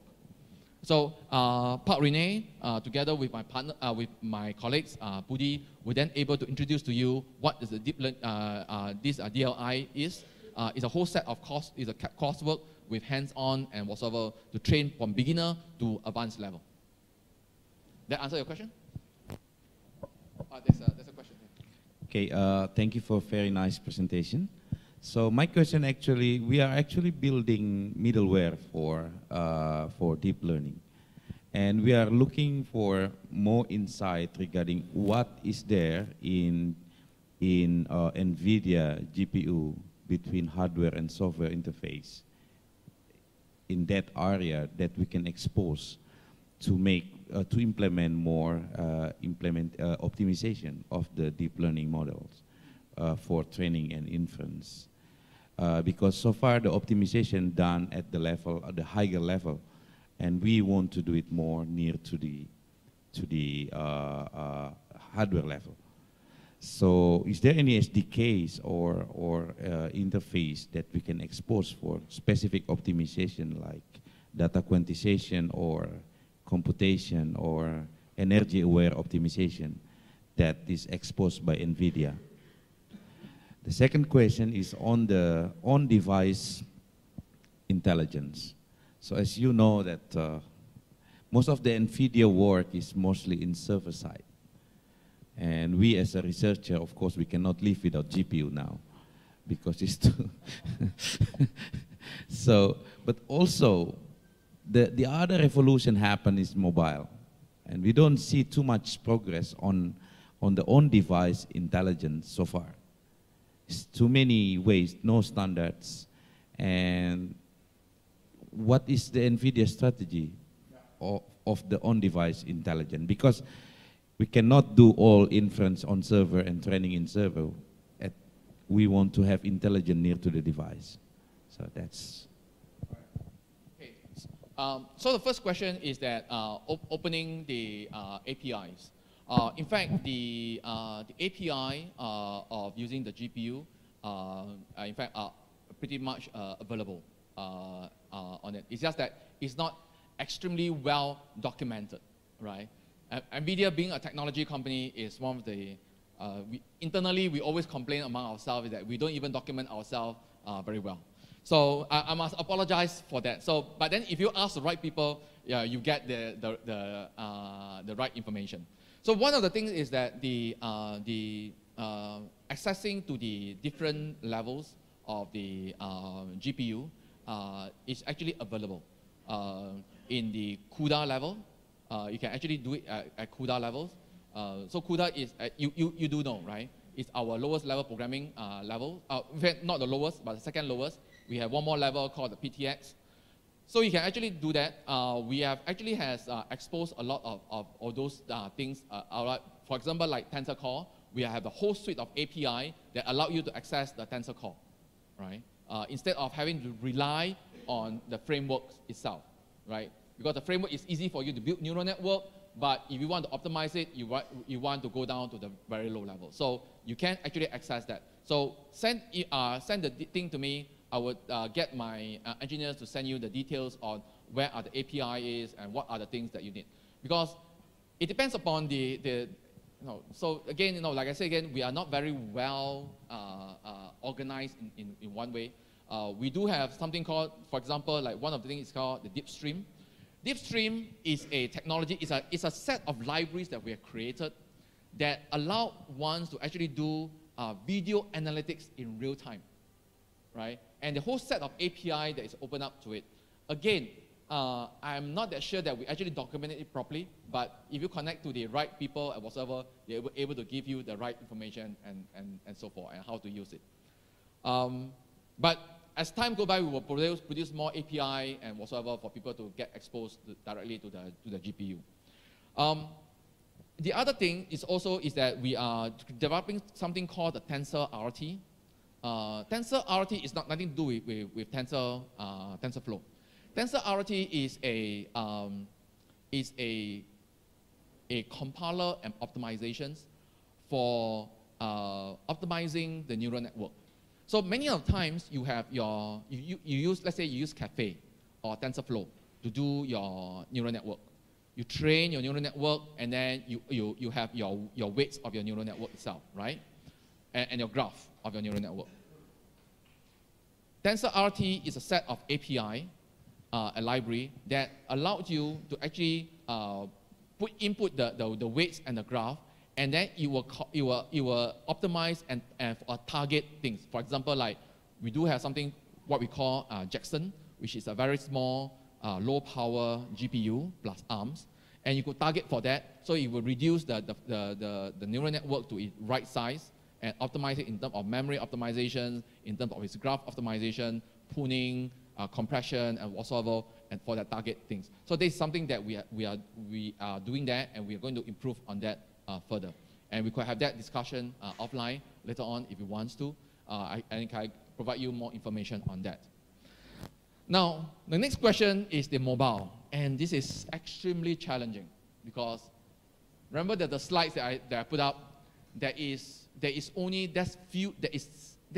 subset of the number of companies that is building specialized inference AI chip, right?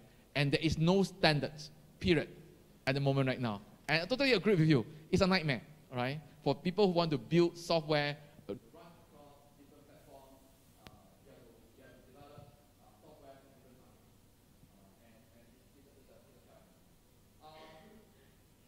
So one of the things is that Nvidia is trying to do is to come up with, the first thing first is that we want to try to come up with standards on how to represent the weight in the graph. Right. So that is the first thing that we want to do. And then the next thing is that we are releasing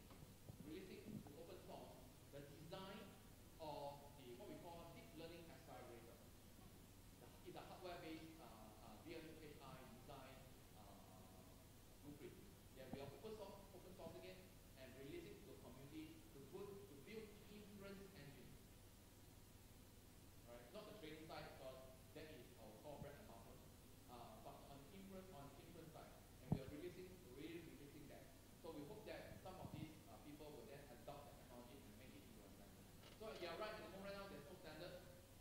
Everyone is a wild west right now. Everyone is going on their own direction because there's just too much money in the market for artificial intelligence. Right. I hope that answers your question. Okay. Is there any more question from the audience? Okay.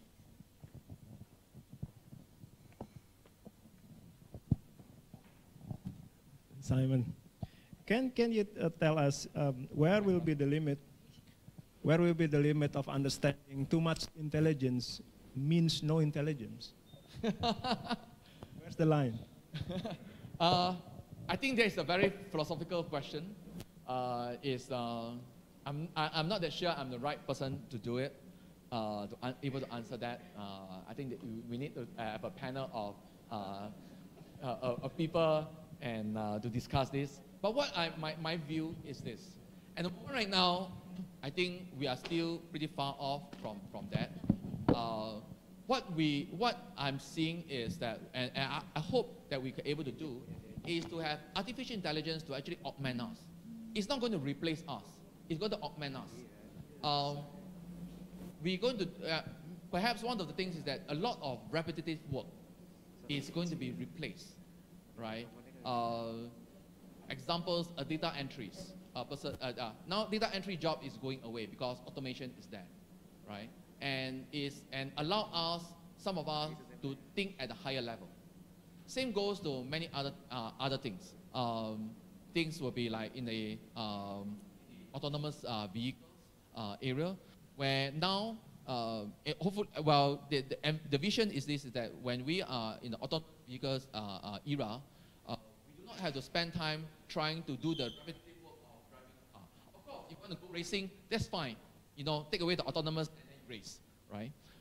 But when you want to be on a road that you're going to the office or whatsoever, you want to do your work rather than having to drive and then horning at the driver in front there and getting yourself angry and whatsoever. So I think it is sort of like the artificial intelligence right now. This build is to actually augment us and help us to do work in a better way, right? But to the time where of course, the doomsayer will say that we come to the time where artificial intelligence take over everything, and then we got nothing else to do. So we just laze around having iced lemon tea at the beach all the time. I think it's still a long way to go. I don't think I will live to that stage.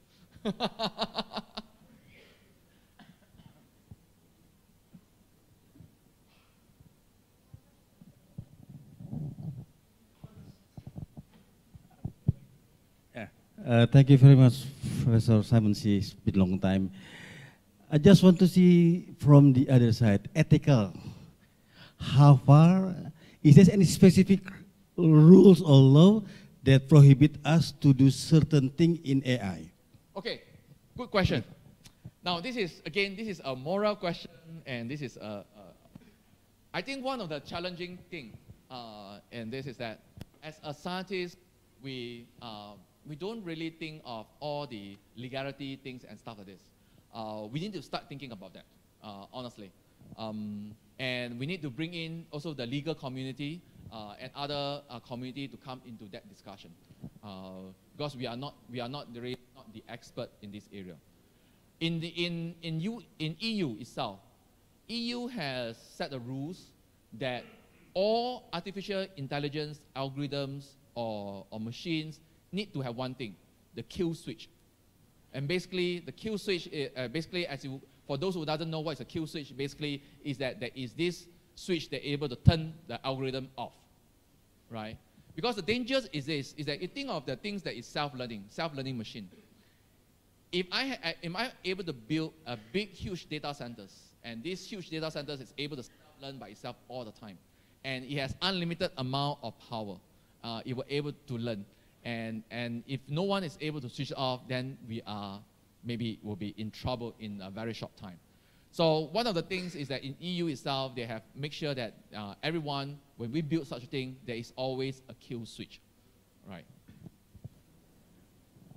But you're right. There's something that we actually need to debate even more. We need to bring in more people to actually have that discussion.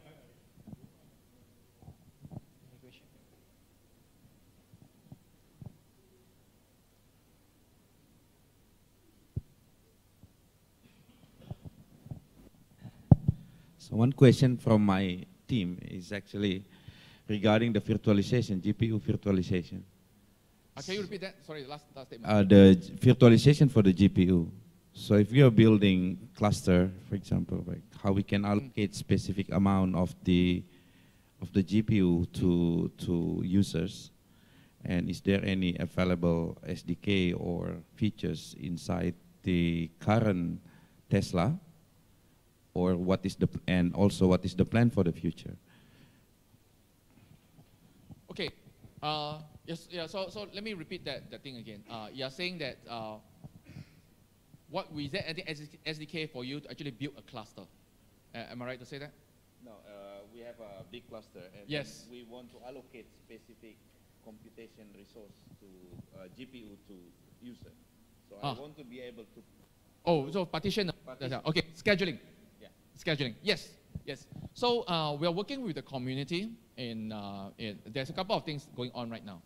One of them is that we're working with the community, like slums, the software slums, people like the LSF or whatever, to actually able to schedule jobs, right? You send in jobs, so in big clusters, you send in jobs, and then you send it to the processor. So basically, they're scheduling. There is at the cost. So basically, is that you have a GPU to one job, or a couple of GPU to one job, or whatsoever, right? Now, going into the future, because the GPU is going to get larger and larger, at the moment right now, you could see that that is like 5,000 overcalls. One of the things is that we already have the technology inside. We have the visualization technology, which means that you can actually partition the GPU into pieces, right? At the moment right now, it is being used basically for what we call VDI, virtual desktop machine, for people to do remote visualizations.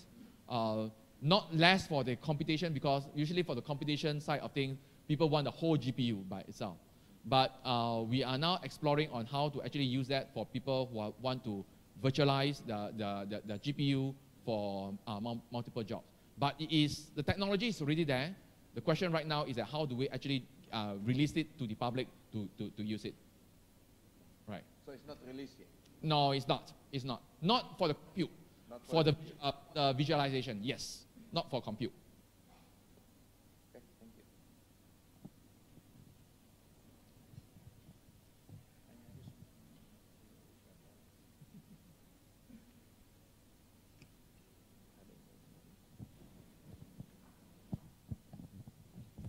Okay, we have still time for.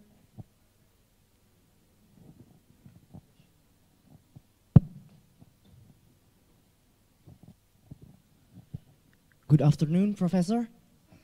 I'm sorry if my question is a bit novice, but so I've read a lot of articles and opinions about how AI could be a threat to humanity or something like that. And maybe what's your opinion about the AI itself? Is there really a threat? Is there really a danger? Could AI really replace our jobs or something else? Thank you. Right. So, good question. I mean, there's a lot of discussion about whether AI would replace our jobs. The answer is yes and no. Right. Let me use the word yes first. First of all, there is a lot of unnecessary repetitive jobs on this that doesn't add much values, except it uses a lot of our muscles. And our brain don't actually get into use of the work. So those things will slowly be replaced, right, by machines, by artificial intelligence and so forth, because they can compute. We have built more powerful machine. We have better algorithms, and we can replace that. Things that are creative, things that require a lot of human brain power. Those are the things that is non-replaceable. Those are the things that you want machine to come and help you, enhance you. I mean, for examples, let's say you want to design, remember the things I talked about generative AI? Let's say you want to design this room, right? You find that you will spend a lot and you want how the layout of the chairs, whatsoever. what you do not want to do is that you want to draw out every single chair, you know, by like a usual architect would do. You will draw out the whole things, and then you only have one, and maybe you draw another layout. You have two, and then you draw another one. You have three. You spend 3 weeks doing maybe 5 layout or whatsoever. What you want to do is that you have a machine say, I want to have this specification. Generate me 200 different diagrams, and if with my creative mind, I will select which one will be the best, and then I will enhance it. I say, okay, with this is the best. Let me add things on top of it. I use my creative ideas, my creative mind into adding into it. So that will be a thing. Other thing is that there will be new jobs being created. Examples. One of the things is that we talk about, in fact, I didn't have a chance to talk about this, is that we see that there is a lot of, you know, the facial recognitions, image recognitions, and stuff like this. When you have, they are not perfect systems. In fact, there are a couple of researchers has developed algorithms, right? Not just algorithms, but algorithms to generate images to full neural network. And basically, is that if I show you the sign, and this is extremely dangerous, and we have seen that. You know the stop sign? The stop sign. So in an autonomous vehicle car, when you move, when you see the stop sign, the car will stop. Theoretically. In most of the cases, theoretically. But I can develop an algorithm that generates enough noise. Remember that it's just noise that human eye will not able to detect. And what I do is that I paint that stop signs with that small little bit of noise, and I can fool the whole neural network, the most up-to-date neural network, and it say that go, and it send the car into a crash. And there's already examples of that. We are able to do that. So what will be the thing is that basically because the whole thing is that we are training the neural network with a limited amount of data sets, right? And sometimes this is being biased. So now, people are starting to create a new job called the AI quality control engineers, where they have to look at how to do quality control of the data and the algorithms. So now you're creating a new job, which is previously doesn't exist at all. Right? So I'm saying that is that yes, there are some jobs that's being replaced, things that is repetitive. There'll be new jobs that's being created, which we may not know it right now, just like the industry revolutions, things that will be coming out. And it's up to us. Actually, it's really up to us to see where the limit is. We've got to push the limits, right? Young people like yourself, you've got to be creative and think of how can you use it, and what are the things that could actually enhance your work.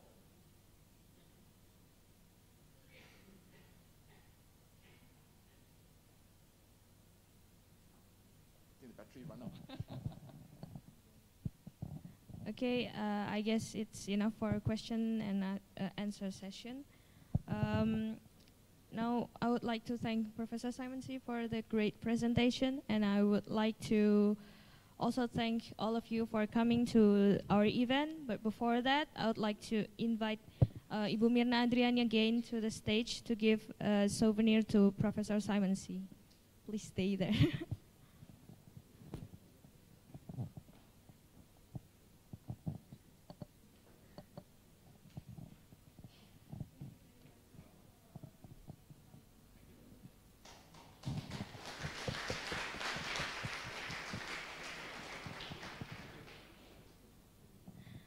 Okay, that's all for today, and again, thank you for coming to our event.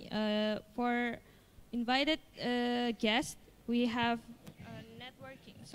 networking lunch at the A building, and for other participants, you may get your certificate from the registration desk. Thank you.